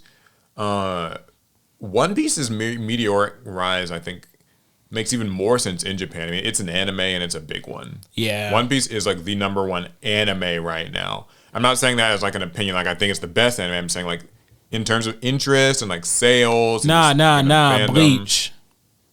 Yeah, take that one to Twitter and you argue with them over it. So, I think that all makes sense. Some things that I didn't expect to see as well, just as I look at the list. I didn't know people played much Y Schwartz. It's very popular in Japan. Okay. It's the one because it has it like collabs with a lot of anime. Yeah, it just has a lot of different anime in it, and Japan is the king of anime, so yeah, it just kind of makes sense. Okay. But Union Arena is coming for its throat, so I suppose like Magic the Gathering with that whole the Cowboy Bebop collab and stuff. You said that's like exclusive to Wizards Japan, or it's no, it's not. At one point we thought it was, but it is not. I wonder if things like that will. I think that'll help. Kind of improve. Help kind of push it up a little bit, but I don't know. Japan loves card games, and when they have their own culture for it. Magic being a foreign card game, I feel like it's probably as big as it's ever going to be in Japan. Yeah, I remember when we were at card shops, like Magic would have like maybe a small little and it was a small shelf dedicated to it. And I saw bigger Digimon sections. That's not true. Digimon sections are small too. Yeah, I mean, in some cases they were bigger though. Like sometimes they would get like kind of wall displays. Which that's another thing about card shops in Japan is like it's very common to see like the shelf wall display. Like every the glass card thing is separated and categorized. Really nice. Yeah. So that's kind of your top 15. I would love to see this data for, say, the United States. I don't think there's really a reliable source of getting that. Maybe ICV2 or whatever. Except they just kind of just use TCG player data. Which that's not like as perfect. Reliable. Especially because that's like mostly singles. I'd love to see like what are sealed sales looking like. One last thing here too is Rush Duel at number 10, having grown in the past year, is refreshing to see. Mm-hmm. I was afraid that like maybe Rush Duel was not doing super well over there, but it seems like it's all right. So I mean, to some degree, I think it gets carried by Yu-Gi-Oh. It's Yu-Gi-Oh's little brother. I think if you're going to have like a display for Yu-Gi-Oh in your shop, you might as well have space for Rush Duel as well. The two kind of go hand in hand to some degree. Mm-hmm. I think as long as Yu-Gi-Oh is doing well, Rush Duel will do well, and at some point it might even be able to build up to stand on its own as a pillar within the card gaming community. Yeah, or maybe that's just me coping. Well, the fact that it's above Cardfight Vanguard, which has been like, what do you have to say? I mean, because I know you've played a little Vanguard. They get animes. I mean that just shows that Rush Duels is doing really well. Because I mean, Vanguard is certainly a game that stands on its own. It's been around for a long time now, and they don't seem to be stopping anytime soon. So for Rush Duel to have gotten a ranking higher than that just shows that it's really out here. It's really trying to be its own game. Yeah, I mean Vanguard did grow year over year, so it's not like it's like on the decline. It's just interesting that it was beaten out by Rush Duel. So yeah, I thought that was kind of a cool little top 15 list. I'll try to have the image on screen. You guys can follow along at least. You want to. Cool. I think that wraps up the card game news then. Yeah. Now I do have a one card adjacent story. Okay. There are no cards in it, but you'll understand when I read it. So The Grand Hyatt Hotel Pokemon sleep rooms cost over $1,755. Wait, repeat? Did you hear about this? Wait, repeat this? Grand Hyatt Hotel Pokemon sleep rooms cost over $1,755. They have a collaboration with the Grand Hyatt Hotel Pokemon sleep rooms. I guess it's sleep rooms. Well, Pokemon Sleep. The game Pokemon Sleep. They have rooms themed. Oh, themed around it? Yes. So okay. Just for some clarification, here's a picture. Let's give you an idea what we're talking about here. Ah, cool. So there's like a little tent and a Snorlax. So in the Grand Hyatt Hotel in Tokyo, maybe next time you want to make a trip out to Tokyo, you book the Grand Hyatt. There will be 2 Pokemon Sleep themed rooms, as well as food-based menu items. Let's see. So you'll be able to choose between a standard room and a suite room. The suite room will have a design that looks like the green grass aisle, complete with a grass-like carpet, plants, and a small tent. There will also be a huge Snorlax plush, as well as toys of other Pokemon that are all asleep. The crazy part is you can actually just take those home, from what I read earlier. Oh, so that's probably part of the cost, I guess. Yeah, like you can take pretty some much of the merch. Yeah, it sounds like you can just take almost anything from the hotel. It says, during the collaboration period, you'll be able to get special and exclusive food items like a Snorlax burger, Wish apple pie, Professor Neroli's detox tea, Sleepy tomato salad, and Craft soda soda. Craft soda soda. Craft soda soda. Craft soda soda. These are all items you can get through room service. For breakfast, you can get an American breakfast or juice and pancakes. There will be other kinds of snacks available as well. Check out these snacks. Oh, these look yummy. They're colorful. They're colorful. I don't know if I would want a burger with blue on it. Yeah, it's kind of makes me worry about what it's going to look like coming out. Yeah, I don't know if I'd want the blue burger, but I mean, it's cute stuff, and it kind of reminds me of like that, the Yu-Gi-Oh pop-up shop they have, like the Hungry Burger and like the fries. I would like to go here. So this is in This is Tokyo. Oh, okay, Grand Hyatt Tokyo. Grand Hyatt Tokyo. In order to stay at the Grand Hyatt Tokyo Hotel for the Pokemon Sleep collaboration, you'll have to pay around 27,000 yen per night, which covers 2 people. That's about $1,745. You might have to pay some additional fees like service fees, and this price for the suite room. You'll have until August 28th to put in your reservations, and the rooms will only be available from July 1st to September 1st. Okay. I know we were planning a trip to Japan this summer, and I was like, oh, we can hop in the... we go to the Pokemon sleep rooms. Yeah, never mind. No, we can still do it. It's okay. We'll put it on credit. Yeah, I don't know about the price. It might not be as... Anyway. Cool, though. I mean, I would love to see what it's like. I think I'll just wait for the YouTube video to come out where someone's like, I stayed in the Pokemon room. You could make the video. Nah. It would be pretty fun. If someone want to sponsor me, fly me out, please. If a person from a company's listening, I'll do something strange for a chance to be in the Pokemon Go sleep or the Pokemon sleep room. That sounds really weird when I put it like that. It really does. Okay, well, I've got an interesting story. So how they shut down the servers for Pokemon or for like the Nintendo 3DS and like the Wii U? Well, Dad slams Nintendo as Animal Crossing server shutdown leaves his 3-year-old daughter in tears. Okay. A Twitch streamer's daughter was left so devastated that she, quote, burst into tears after finding out Nintendo had discontinued online features in Animal Crossing New Leaf. So, this American video game journalist and Twitch streamer Jeff Gerstmann shared that his 3-year-old daughter was left devastated after finding out Nintendo had discontinued its online game features in Animal Crossing New Leaf. It's something Nintendo's done across all their games on the 3DS and Wii U, and while the consoles are still playable, many of them are missing elements that were an essential part of the gameplay experience. So, basically, they shut down the Dream Suite. That was the big feature in Animal Crossing New Leaf. For those unfamiliar, because I'm sure I'm unfamiliar, the Dream Suite lets players explore other people's towns and see what they've created. Animal Crossing is all about making your own little village, and seeing other players' creations is something Gerstmann's daughter seemed to enjoy, but it's also a feature she now has no way to access. He explained that his daughter wasn't able to read yet, so she had to enlist his help when she encountered a message preventing her from dreaming. I guess is what it's called. That does make it sound pretty, really devastate a young child. On the bottom screen is an error message that says, "This service has been concluded. Thank you for your understanding." Gersman recounted. That's a crazy thing to tell a 3-year-old. This forced him to explain to his daughter that the Dream Suite had been permanently removed and she would be unable to use it.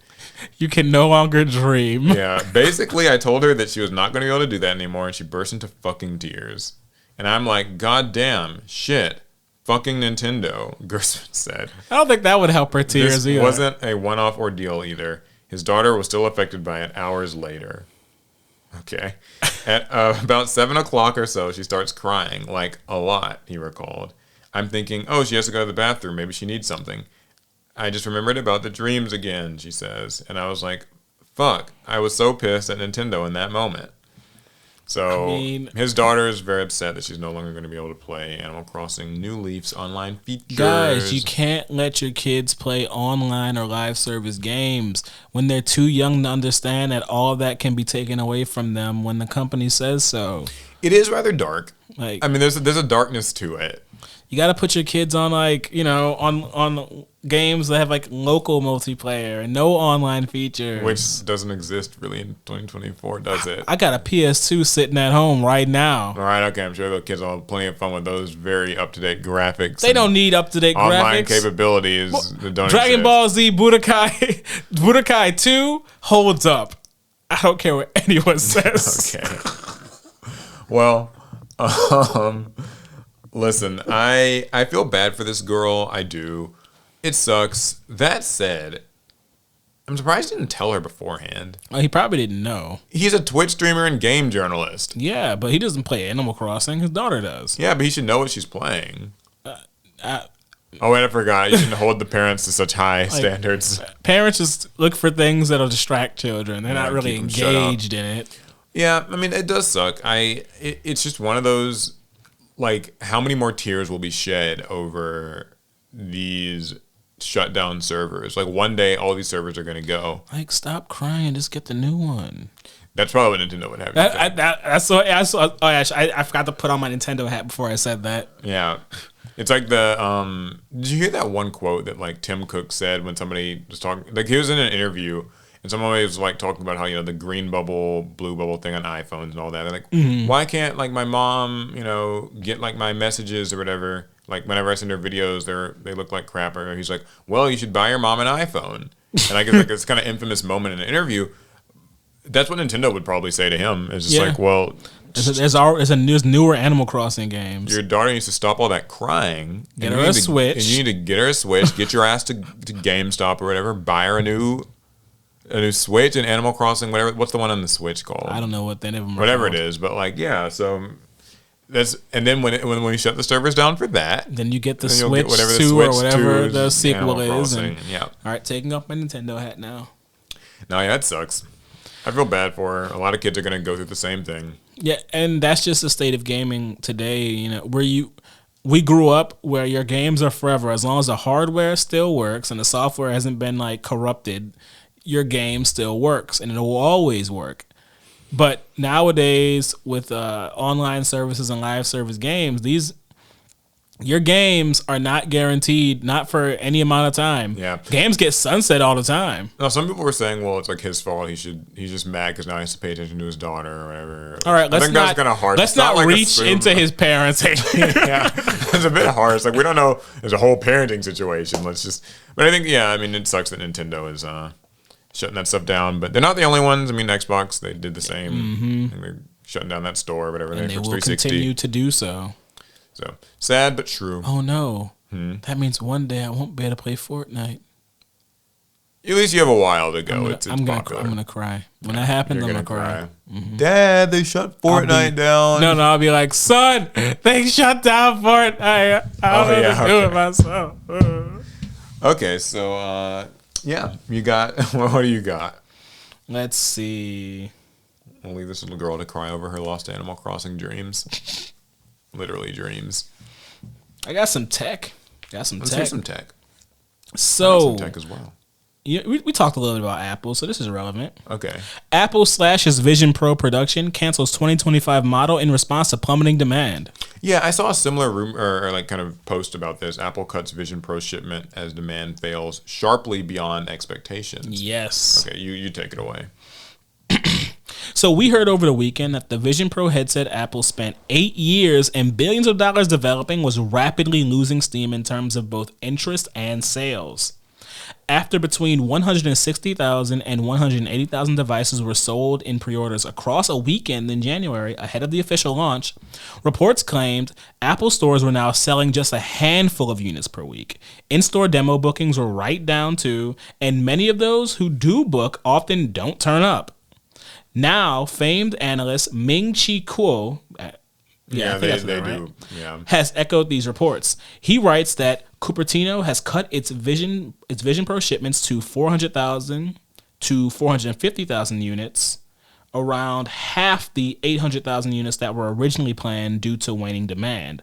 So they've read the situation. They're not even shipping as much anymore. Kuo adds that Apple cut the orders ahead of the Vision Pro launching in markets outside the US, the only location it's currently available. This indicates that demand in the United States has fallen sharply beyond expectations, according to the analyst, and that Apple expects similar cool demand in other regions. Your thoughts? So, sadly, it seems the Apple effect is not enough to fight what we've been dealing with in the VR community since its inception. That VR sounds cool, and all the enthusiasts will buy, they're gonna buy immediately, and then getting the non-tech enthusiasts to invest in VR, it's hard. Even if you're Apple, it's hard. You know what I think? What you think? The thing's fucking $3,500. What'd you expect? I mean, true. I'm sorry. Facts. I think so. Apple effect aside, whatever you want to call this thing costs $3,500 fucking dollars. Like what? It's crazy because I think if you just follow this news, you can new Apple VR headset. It's easy to kind of just see these numbers and not be super surprised by that. It's this new thing. You just see that Vision Pro is like a product. Like if you're into tech like us, it's just a new product. It's cool, whatever. It's the Apple headset. That's a lot of money. That actually is a lot $3,500. Because literally, say what you will or won't about Meta, right? You can like them, Zuckerberg, all these things. I hate them. But the Meta Quest 3 is $500. The Apple Vision Pro is $3,500. It's 7 times as much. That's a down payment on a car. That's that's months pay, that's months paychecks for people. Right. It's no normal person can walk into a store and just drop $3,000 on it. Who? Really? Literally who? If you're listening to this and you're in chat right now, realistically speaking, can you just afford to drop $3,000 on anything? Better yet, don't even say it. Just super chat $3,500 to show us that you can do prove it. Yeah. But seriously, even if this product was the second coming of Christ, it didn't that's so much money. Well, okay, I would pay $3,500 for salvation if it came up. Yeah, if there's a little option, you can pay for it. Some salvation. Yeah, cool. I'll pay for a little salvation. But I agree. But for the Apple Vision Pro, Apple, whatever you believe, it's magic. So this isn't. I don't have anything against Apple. I use an iPad, whatever. Their products are fine. Get that out of here. But I just don't know who is going to be buying this. At this price, if Apple can sell one that's literally a seventh of the price, or even if they were selling it for $800 or some kind of marked up Apple product, I think it could do better. But that's a lot of money. $3,500 is crazy. You can build a high end PC for less. Yeah. It'll be a really good computer. You can get productivity devices. Cameras, lenses. There's there's so many things that you can get for that amount of money. And in this economy, where, most people are struggling to keep gas in the car, and you're expecting people to just sell your car and get you an Apple Vision Pro, bro. If you're a broke boy, just say that. Well, that's what they said. Yeah, I'm not surprised by this at all. It's nothing to do with the product being good or bad. It's I think that's maybe they got too big-headed about it and thought we're Apple, we can just sell anything we make, people will gobble up. The thing is, with their headsets are all sold at a loss. Yeah, because the R&D and the technology that went into those headsets, they can't actually charge people the price in order to make a profit on it. I think Apple, they were like, well, we need to make a profit off it, so $3,500, that just has to be the number. And well, now they're finding out exactly what the real size of that market is. And it's not very big. Yeah, it's not big, and that is all in addition to the stuff that you were saying originally, which is that like VR it's a tough proposition. It's a cool demo in a store. Mm-hmm. It's a cool thing when your friend shows it to you for the first time. Yep. But if you're not like kind of early adopter, enthusiast level person, it's hard to really like pull the trigger on actually purchasing it. Because I think, given the type of product it is something you have to fit into your lifestyle, and I think most people are living their lives just fine without virtual reality. So to ask them to get monetarily invested in it to that degree, that's tough. That's just tough. Yeah, I'm not surprised that the $3,500 headset is seeing lower sales than expected. Right now, there's no one thing that you can do in anybody's VR headset that would make a $3,500 expenditure just make sense. Yeah, it's just not going to cut it.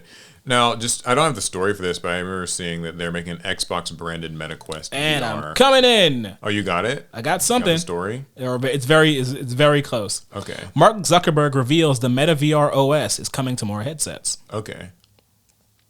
So Meta CEO Mark Zuckerberg revealed on April 22nd that the company has opened the Meta Horizon OS so that other companies can release Meta-powered VR headsets. Some updates on the metaverse. Today we're opening up Meta Horizon OS, our operating system powering Quest, so others can design more headsets in our ecosystem. Lenovo, Microsoft, and Asus are some of our first partners, with more coming too. Looking forward to a new wave of headsets, yada, yada, yada. I'm trying to see where it gets into the Xbox thing. Well, what I saw was that Meta revealed the collaboration with Xbox as part of the VR company's next step toward our vision for a more open computing platform for the metaverse. Now, what this is going to actually be is a limited edition MetaQuest that is inspired by Xbox. Okay, yeah, I just saw those exact words myself.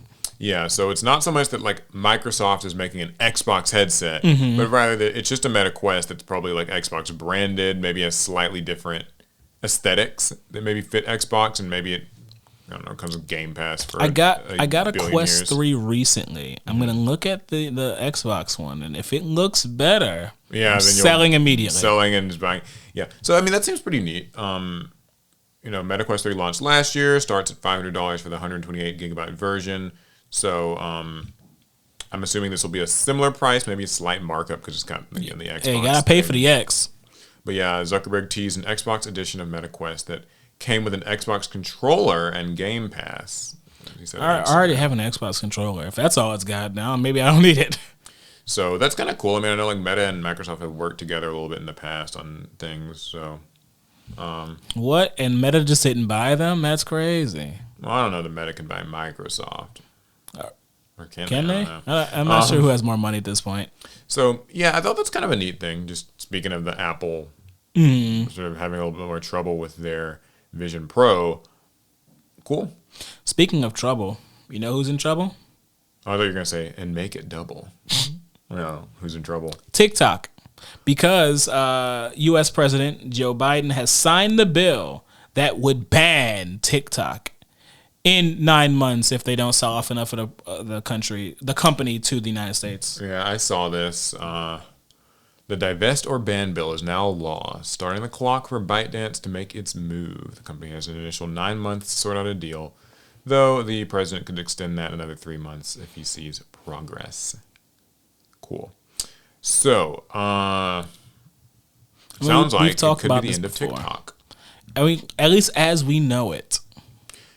What do you think? I mean, have your thoughts on it changed at all? No, my thoughts on my personal feelings about TikTok haven't changed. I don't care for it at all. But my thoughts on either you sell your company or a portion of your company to a U.S. company so that we can feel better about it, I don't care for that at all. It sounds like the divestment period's been extended. I remember at first it was 6 months. Was now it 6? Yeah, it was 6 at first, was what I was hearing a couple months back, and now it's 9 with the opportunity to extend. So, I mean, there's certainly time for TikTok to be sold, but I think that that's just very, like... It feels heavy-handed. It's heavy-handed, and, you know, I'll say the same thing I said then.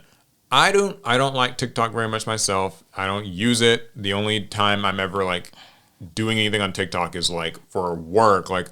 APS shorts just go on there as well. Like right. That's, you know, I do not like kind of use it personally.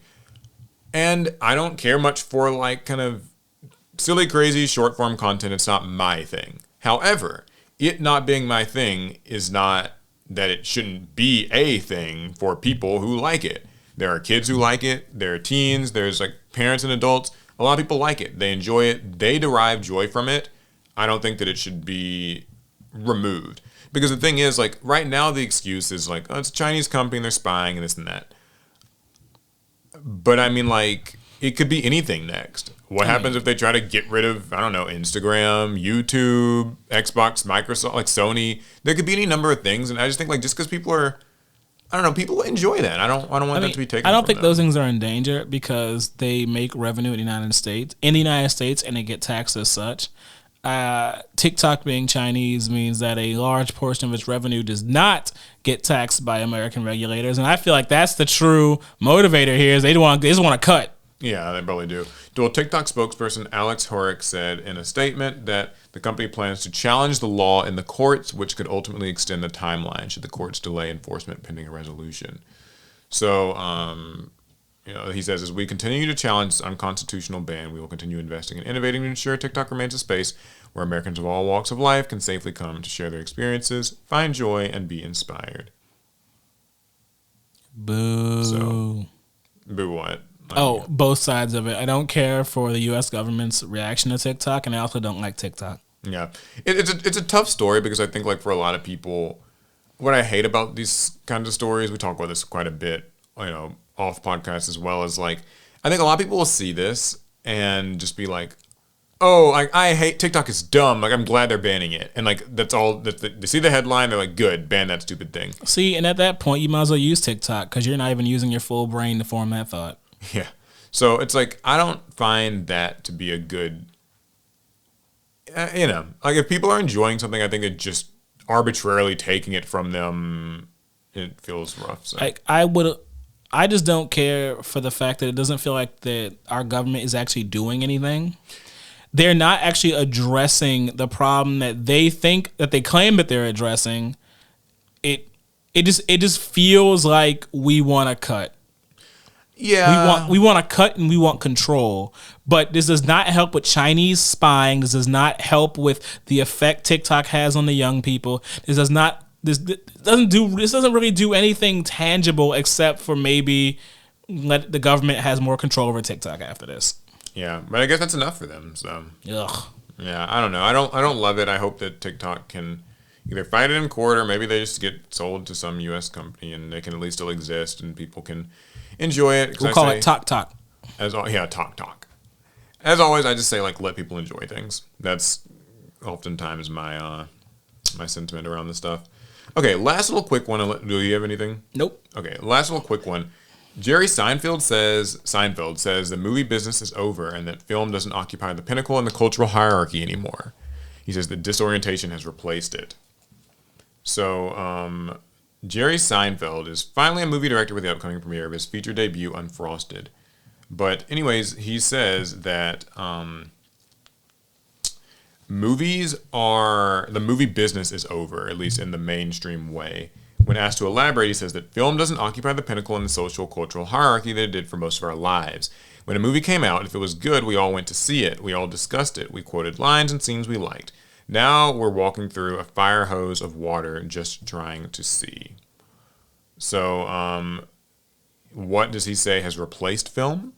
Depression, malaise, I would say confusion. Disorientation replaced the movie business. So, he says that movies are not what they once were, effectively. He also goes on to sort of sing the praises of things like stand-up comedy because he feels that they are more real and you can trust it. Everything else is fake, he says.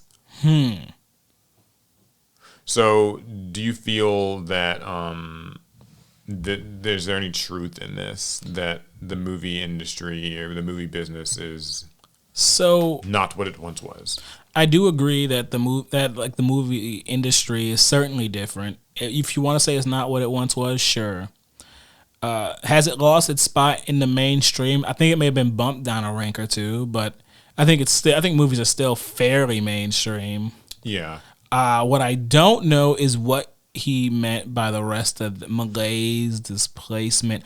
I don't really know what he was getting at there. I'll take a guess. It is just a guess. What's the guess? What you got? I think he's just talking about how like everyone's kind of angry and depressed, and that maybe there's like a culture war going on where it's hard to kind of decide what we think of movies because now they're like that's probably me projecting my own opinions onto it a bit much. But like, don't worry, he gave his opinion. Yeah. So when I look at how people kind of react to movies and stuff these days, it oftentimes feels like a movie, it's kind of decided before a movie even comes out. Like, if it's good or bad, if it's, what the objectives or agenda behind it is. It feels like social media has to like it before it comes out. Yeah, it's like, do we like it in advance? Are we going to let it succeed or not? Like, does it deserve to succeed or not? There's always a big back and forth around, like, the critical response, like what are its Metacritic scores, like for games, or what's the Rotten Tomatoes score, and like does it align with what I think that the movie should be? If it has a low Metacritic score and a high audience score, then that just goes to prove that critics are, they're antiquated, they're dated, they don't know what they're talking about. But then also, like, if it has good scores by them, then that's good, and this shows this was a critical success. And so it's kind of like, and my favorite movie needs to score better than yours in order for me to like prove a point to you. That is true. It is like, I gotta like kind of get the high ground here by like I have better tastes than you, or like the values that I have in cinema are more valid than the values you have, because the movie that I like or think I'll like that's not even out yet, but the one that I think I'll like has been getting better review scores than the one that you say I should like. Look, I'll be justified when the Society of Magical Negroes wins multiple Oscars. Yeah, that got taken out of theaters, so. Well, when it does, you will all be wrong and I'll be right. Yeah, so it's, it's a... That's what I think. I mean, maybe he could mean... It could be any number of things. I mean, if he's a fan of stand-up, then I guess it's in his best interest to just say, go watch stand-up instead. Which it is strange. So Seinfeld is like a remarkable stand-up comedian. I know he does a lot of stand-up work and has done a lot in the past as well. Mm-hmm. It's weird for now, like he's directed a movie. It's coming out soon. I believe this is not out yet.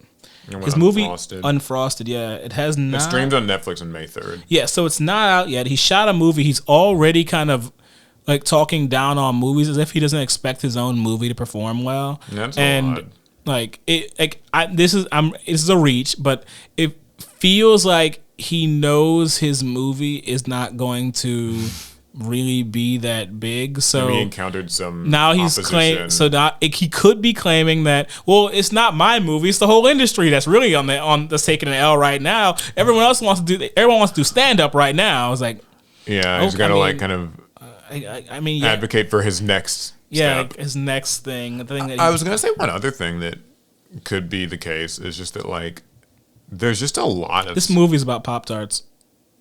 I just because like I clicked on the Wikipedia page at the very bottom. I was like, wait, what? Yeah, I guess it's about the creation of Pop-Tarts. Oh. Another thing they could maybe mean about the movie industry is just that like it's very saturated. Like there's so many ways that you can view movies now. Mm-hmm. Like a lot of like, stuff's on different streaming platforms. There's always a new movie coming out like every week, and it feels like the public discourse moves fast. So it can be tough for a movie to really land and like stick in the public mind. I do think the movie industry was stronger when all of that was just, it would just coalesce and convalesce in movie theaters. In the movie theater. You want to know about a movie, you had to go to the theater. You want to see a movie, you had to go to the theater. You want to review a movie, you had to go to the theater. I hate to be that guy, but I think it was like COVID is to blame, so to speak. Like, because post-COVID... You want a tinfoil hat? No, I don't even think I need one for this. Pre-COVID... people went to see movies in movie theaters, and it's not that movies weren't on streaming platforms, but COVID happens, people are stuck indoors, and now it's just like any entertainment I can find in the home I'll subscribe to my 5 different streaming services and all that. And so I think it's tougher for like a movie, especially like an indie movie of some kind, to really like make a mark. Heck, even like bigger budget movies. I remember when I went to go see Blue Beetle with my one of my older brother, and the theater was just empty. Yeah. I mean, I also think too that like it's, like last week we were talking about the Scott Pilgrim director was saying how like he kind of doesn't like the idea of like dumping it all onto the like just the bingeable format. I get it in that like stuff just moves. Like if everyone can just binge a show in one night, then they'll forget it in the next. And right. Maybe movies feel the same way, but then it's like it's weird because there's always been a lot of movies. Maybe now it's just that literally attention spans are more stretched. Like, to me, it feels like TV shows have actually, because of streaming, I think TV shows are in a weird way are more popular than movies.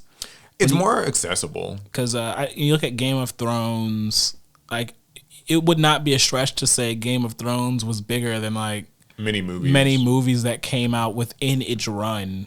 There's also like the whole like Marvel thing where like kind of pre-COVID, like, Endgame 2019 kind of felt like peak Marvel. Like it ended there and now they've kind of just been floundering around. Speaking of which, you saw the Deadpool trailer dropped or something? I saw it dropped. I didn't watch it. Okay. You'd probably prefer to like keep the movie just... I'm just not hyped enough to watch a trailer about it. I'm going to see it. Like I don't... Mm-hmm. There's no doubt about that. I'm just not... Not into the trailers. It's not really. Yeah, I saw a bit of the trailer. I mean, it looked nice to me. I'm pretty sure like Wolverine cut something and Deadpool made some joke. Yeah, that's exactly what happened. Yeah. But yeah, so I mean, I would like to hear people's opinions on like this. What is your relationship with movies today? Do you feel that it's maybe different than your relationship with movies 5 years ago, 10 years ago, maybe even 15? I will say I miss when movies felt surprising. Yeah. Nowadays, it feels like every movie that gets announced is either a sequel or a spinoff of something. So you, for the most part, expected it. Mm-hmm. There's a lot of movies that just feel expected and not interesting and exciting anymore. I was gonna say that I feel like trailers these days feel way too geared towards spoiling the movie for you. I don't know if that's like a new development or maybe I've just missed it the whole time. But whenever I watch trailers for movies, I'm always like, they seem like they're really like chomping at the bit to like just tell me pretty much what happens. But I don't know if that's like a result of because the fight for societal consciousness is so high that like you really have to pretty much spoil your movie just to get people hyped enough to see it because just a teaser isn't enough. Right. I mean, maybe not. It's kind of, but I wholly agree with you that there's just so many sequels and so many like spin-offs and like in-universe movies. Like it, and some of them I will see. I will see. It's just that I'm not going to be hyped for it. They made the Godzilla Kong movie. I'll see it eventually. I'm not hyped though. Why? Because we've had multiple Godzilla movies. We've had Kong in movies in recent memory. It's not exciting. It's just another one. Yeah. That's true. Anywho, that's all my stories. That's all I got. Cool. That means it's time for us to reach into the pot and see what the people have to say. I'm excited. What y'all got for us? I'm drawing 2 cards as we speak. I've drawn 2 cards. All right. Gimme. Let's see. I got that's interesting long questions. Wait, that doesn't feel like there's any questions on those. Oh, this one has a question. I have them on any card that's got like a sleeve. Aha! Yeah. Okay, there we go. Okay, I got 2. Cool. You first? All right. So, as a grown man, is there anything you wish you could give back to young players in the community?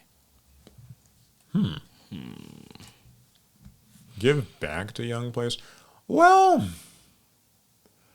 there's something I wish I could give them, but I can't. A format without pendulum and link monsters. Oh, yeah. I wouldn't mind giving them that. I was going to say, I mean, I just think of like what you'd said in some very early podcasts about like let the kids have things. Like something that the kids today I don't think will ever really get to experience in the way that I did is like a game that is not, I hesitate to say infested, but dominated. sort of dominated by adults and adults' way of playing it. Grown people. Yeah, because like when I was a kid and I was playing Yu-Gi-Oh in like elementary school, it just there were adults who played, but it still felt like there was very much like a kid's way to play too. A lot of tournaments I went to at like Books A Million, for instance, would have like kids only tournaments, and obviously I could play at school, and that of course wasn't. I didn't play Yu-Gi-Oh with an adult until I was one. Yeah. And I kind of regret that. I don't think kids nowadays really get that. Like, if you're a kid and you get into Yu-Gi-Oh now, there's some 30-year-old that you have to beat in your first round. Yeah, there's a sweaty 30-year-old sitting across from you, and but like just telling you what to play, how to think, like kind of inhibiting your ability to fully experiment with things because it's like. The 30-year-old's fussing, saying your deck sucks, or like that. Here's what you're supposed to try to get from this set, or here's what the rules. The top tier deck is, or you cheated here and you broke the rules, and like the judge, and it's and here's what the price of this card is. Here's when we were value. Kids, we all just cheated. Yeah, we all just cheated and like fucked around and learned the rules ourselves and like had some fun with it. Like I think of leave it to me to find an excuse to complain. I look at like YouTube comments a lot, and like people will be like. Like there's like a recent video that we did with like those legendary decks things. And like somebody will like comment like, when you use Swords of Revealing Light, so-and-so forgot to flip this face down card up, so like he cheated. And it's like, I think it was my duel against Larry. And so I used Swords of Revealing Light and Larry didn't like flip a face down card face up. And I got like a bunch of comments where people were like, he didn't do this, he cheated here. That's illegal, he made it a legal play.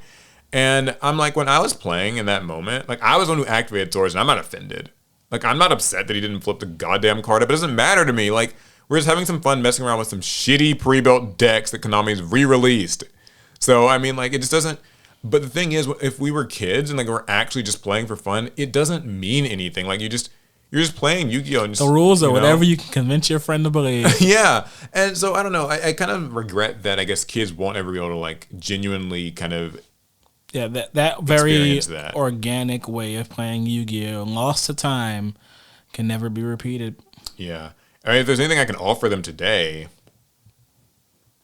I don't know. Maybe there was that one time we did a tournament at a local library a few years back. Oh, yeah, I remember that. Yeah, there was like 3 kids. Yeah, there was like 6.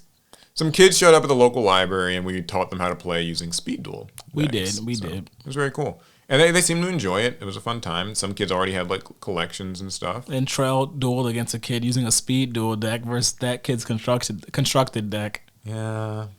I mean, hey, but you got to do it something like that sometimes, So, yeah, I mean, that's the one thing I regret is just that kids can't enjoy Yu-Gi-Oh! Well, and yours was just that they... I wish I could just give them a format without all these newer like Master Rule, the summoning 4 and on, or the 5 and on. Alec, you sound so tired. You're just like, these formats they've burned you. They've burned your... I just think that this Yu-Gi-Oh! Is not a good like baby's first Yu-Gi-Oh! This is not how I should start. I think you start anybody with Yu-Gi-Oh! It's so far away from how the game actually started. It makes the old game look completely foreign. Yeah. You're right. Okay, well, anyways, my question, ideas for an what? Ideas for an onboarding product that focuses on each summoning type. So all right. All right, get your shoulders cracked and rolled and ready. So basically, I mean, I think what this person maybe means is here's what comes to mind for me. That 2-player starter deck that Konami released earlier this year. It was an attempt. That was an attempt at, I guess, being an onboarding product. It did not even mention Ritual, Fusion, or like Link monsters or Pendulums. It only focused on Xyz and Synchros and kind of just stopped there. Which was certainly a choice. It was a decision. Maybe this person's thinking like, you could do like each summoning type gets like a structure deck. That could be like an approach. What are you thinking though? That's decently cool. I mean, Does it silo you off to not really understand the other summoning type mechanics? Sure. I mean, I guess the plan is like if you buy each one, like as you want to learn about them, they're like options for you. I mean, that could be a doable thing, I think. Yu-Gi-Oh, if nothing else, is a bunch of summoning mechanics, and you do have to learn them all to learn how to play this game. Actually, you don't, because you only need to learn one deck, really. But you still have to like know what little crazy gimmick your opponent's doing. You just watch a YouTube video about what points to interrupt your when do I ask them? In a combo. Okay, here's something. What if they make, like, you know, they did the Speed Duel little midterm box thing, right? Like it's like 4 decks or however many. What if they did that with summoning types? So it's like 4 decks for like the 4 summoning types, and they're all in one product together. So it's not like you have to like buy a bunch separately, but just you. So the 4 of us, we're like gathered around the table, and you get the Link deck, and you get the Pendulum deck, and you get the Fusion deck, and you get the Xyz deck, and you're the Synchro or whatever. Like, and they're kind of done with archetypes that would teach those mechanics well. The Synchro one is Sword Soul. You know, the Xyz one is. No, let's use DM era. I think it should go Dark Magician's a Fusion deck, Blue Eyes is a Synchro deck, Red Eyes is an Xyz deck, and I have no idea what you would do with the rest. Link and Pendulum, yeah, not so sure. I mean, I don't know. I think that would certainly sell better, probably on the shelf. People would recognize the characters, but yeah, I mean, that's probably the best they're going to get. I really think, like, when I read questions like this, the question's not bad or anything, but it's just like, man, it just reminds me, like, Konami's like really got their work cut out for them with like teaching people how to play this. Cause it's just like, it seems like it's so difficult to teach everything in one go. And it's just a tough question to answer. I mean, if it was easy, I guess Konami would have done it by now. I mean, they tried. Yeah, they tried and stopped halfway there. Okay, well, anywho. All right, so this is someone's hot take. Only boss monsters should have multiple effects. So I'm with it. Every other card should just have like one effect. I'm with it. Okay, sure. I mean I'm with it because that'd be a good way to separate like what monster do you build a deck around and what monster is just kind of like in a commander deck. What's your commander and what's your 99? So you would clearly know this is my boss monster. It has 3 effects. The rest of these guys are just in the rest of the deck. Foot soldiers. Yeah. You know what I think could be like a cool way to structure that is, you know how like levels don't mean shit in Yu-Gi-Oh these days? Nope. Like they mean nothing insofar like level says nothing about a monster's usefulness anymore. Like they matter for like Xyz summoning and Synchro summoning. Well, if it's a level 1, it's pretty good. Well, so here's what I'm getting to that. So like it used to be that like, okay, a level 4 monster or whatever is like something you can summon, and like it's gotta have like sort of an expected attack and defense value and things like that. Your level 6 monsters take 1 tribute. They might have like 2,400 attack or maybe 2,500 summon skull. Stuff like that. Okay, so I think that maybe the level could also sort of suggest like what type of effect or like usefulness of the effect that they have. So maybe the level 1 and 2 monsters should literally be the things that are like the DD Crow hand trap. Like this thing has one simple effect, and it typically doesn't even involve actually being on the field. Like it could be a hand trap or something that like a Lone Fire Blossom-esque effect that just quickly boops itself away and does something else. Right. So it's like low level, so it's a single thing that doesn't even involve it staying. Then your level 3 and 4 monsters kind of are it does one thing. That might be Marauding Captain, Breaker the Magical Warrior-esque cards or whatever. It just has like one simple effect. 5 and 6 monsters, that's where they kind of get to have like 2 effects. Or maybe just have an effect with good stats. Or an effect with good stats. And then the high levels, like this person suggests, are where like you actually get multiple effects to make it more worthwhile. Just so that way, because like, I mean, when I look at stuff now, it's like the monster's level means nothing. Because, you know, in Yu-Gi-Oh! Now, if a monster's a high level, it's not bad. Like... Well, actually, no. It's more like they will never... Unless it can summon itself. Yeah, this is what I was going to say. They will never let a monster being high level be a detriment to it. Not anymore. You know what I mean? Like, if a monster's a high level, like, let's take Lady Labyrinth, right? Or whichever one, like, summons itself. She just summons herself. It doesn't matter that she's level 8. Like, level 8 means something maybe for, just like, making plop her down. Just for making, like, a Chaos Angel or whatever, like, adding up to a Synchro. Yeah, this isn't like a Blue Eyes level 8. But she will not be... She's not going to brick for you. You know, she's not having to be tribute summoned. It's just... She'll summon herself. So... There's no downside to being a high-level monster. If Konami wants you to work, to work. But simultaneously, it means that like there are level 4 monsters that even have negations and stuff at some points. Like it just doesn't. There seems to be no kind of guiding narrative of how strong or whatever stuff is. It gets way weirder in the extra deck where, with Xyz monsters, that ranks don't mean much of anything. You can have a strong rank 4s, you can have a strong rank 8s. You have a horrible rank 8, you can have horrible rank 4s. Yeah. Synchro monsters, it's a little bit better, but now the not even level, really. what they used to be. Now the levels are so high. Yeah, now everything's level 8 or a 10, and it's all just busted effects. Yeah, it's all good. The thing is, Barone is no different than like an 8. Like it's all poor Starry there. Yeah, like poor thing and stuff like that's been totally power crept. So, what was the original question? Was just that was their hot take about only boss monsters having multiple effects. Sure, I'm with that. I'm with it too. Sense. All right, my final question is: without regard to market viability, okay, what IP would you like to see as a TCG? This person says, "I would love to see Gundam." I'd like to see a Gundam TCG. No, this is without regard to it won't sell well. Yeah, we're not being realistic here. So any IP that I want as a card game. I would play the Sonic the Hedgehog TCG in a heartbeat. This is tough. I would consider playing the Harry Potter TCG. But I think I'll just wait for Magic to do a collab. I'll play that. This one's difficult because actually, so there's as much. I love a lot of IPs. I'm a jack of all trades like that. But I actually don't love all my IPs getting card games.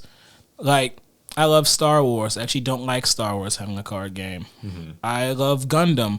I don't love the idea of Gundam with a card game. Those types of robots, they don't have the right feeling for me. Okay. I buy that. So I'm trying to think, what would I like to see in a card form? I mean, Gundam has the different pilots. Ugh. Which I feel like maybe that could do something there. I guess for me, card games, they have this magic. They should have this Magic the Gathering kind of basis to them. There needs to be creatures, monsters, spells. So I guess I like them in a more fantasy setting. Is there a fantasy anime or IP that you? Without Star Wars, I don't know what else. You love. I mean, I love a lot of things, but I actually can't think of much that I'd want in a card game. I feel like I have enough. I have more than enough. I have too much. Well, I play Sonic. My cup runneth over. Yeah, I'd play Sonic, maybe Harry Potter. Those are things I like a lot. So, so a Harry Potter card game could be cool, but I wouldn't want it to be Harry Potter. I'd want it to be more about the wizarding world. Yeah, it's at large. I think a card game of just dueling wizards slinging spells, that could be cool. I think maybe more Hogwarts Legacy-esque. Maybe you have a legendary wizard as your Dex captain or whatever. I don't know. I think that could be cool. I think that'd be all right. Yeah. Cool. Well, those are the questions. Hopefully you guys enjoyed this week of the Pot of Greed. It's been a lot of fun, and there were so many fun Yu-Gi-Oh! Stories. I want to hear what everybody's got to say about all of them. Same. Let us know down in the comments. What are your thoughts on Legacy of Destruction? How do you feel about the new Master Duel ban list? Do you think that Yu-Gi-Oh! Meta is a good resource and something that you're going to be using? And will we see more communication from Konami? Who is to say? Yeah, all that. Cool. All right. Anyways, if you guys enjoyed it, make sure you drop a like on the video on YouTube or leave a positive review on wherever you listen to podcasts. Submit questions for the Pot of Greed. And shout outs to the camera for staying on the whole time. Yeah. I think we figured out a trick to maybe help it with that. So cool. We'll see you guys in the next one. Pass turn.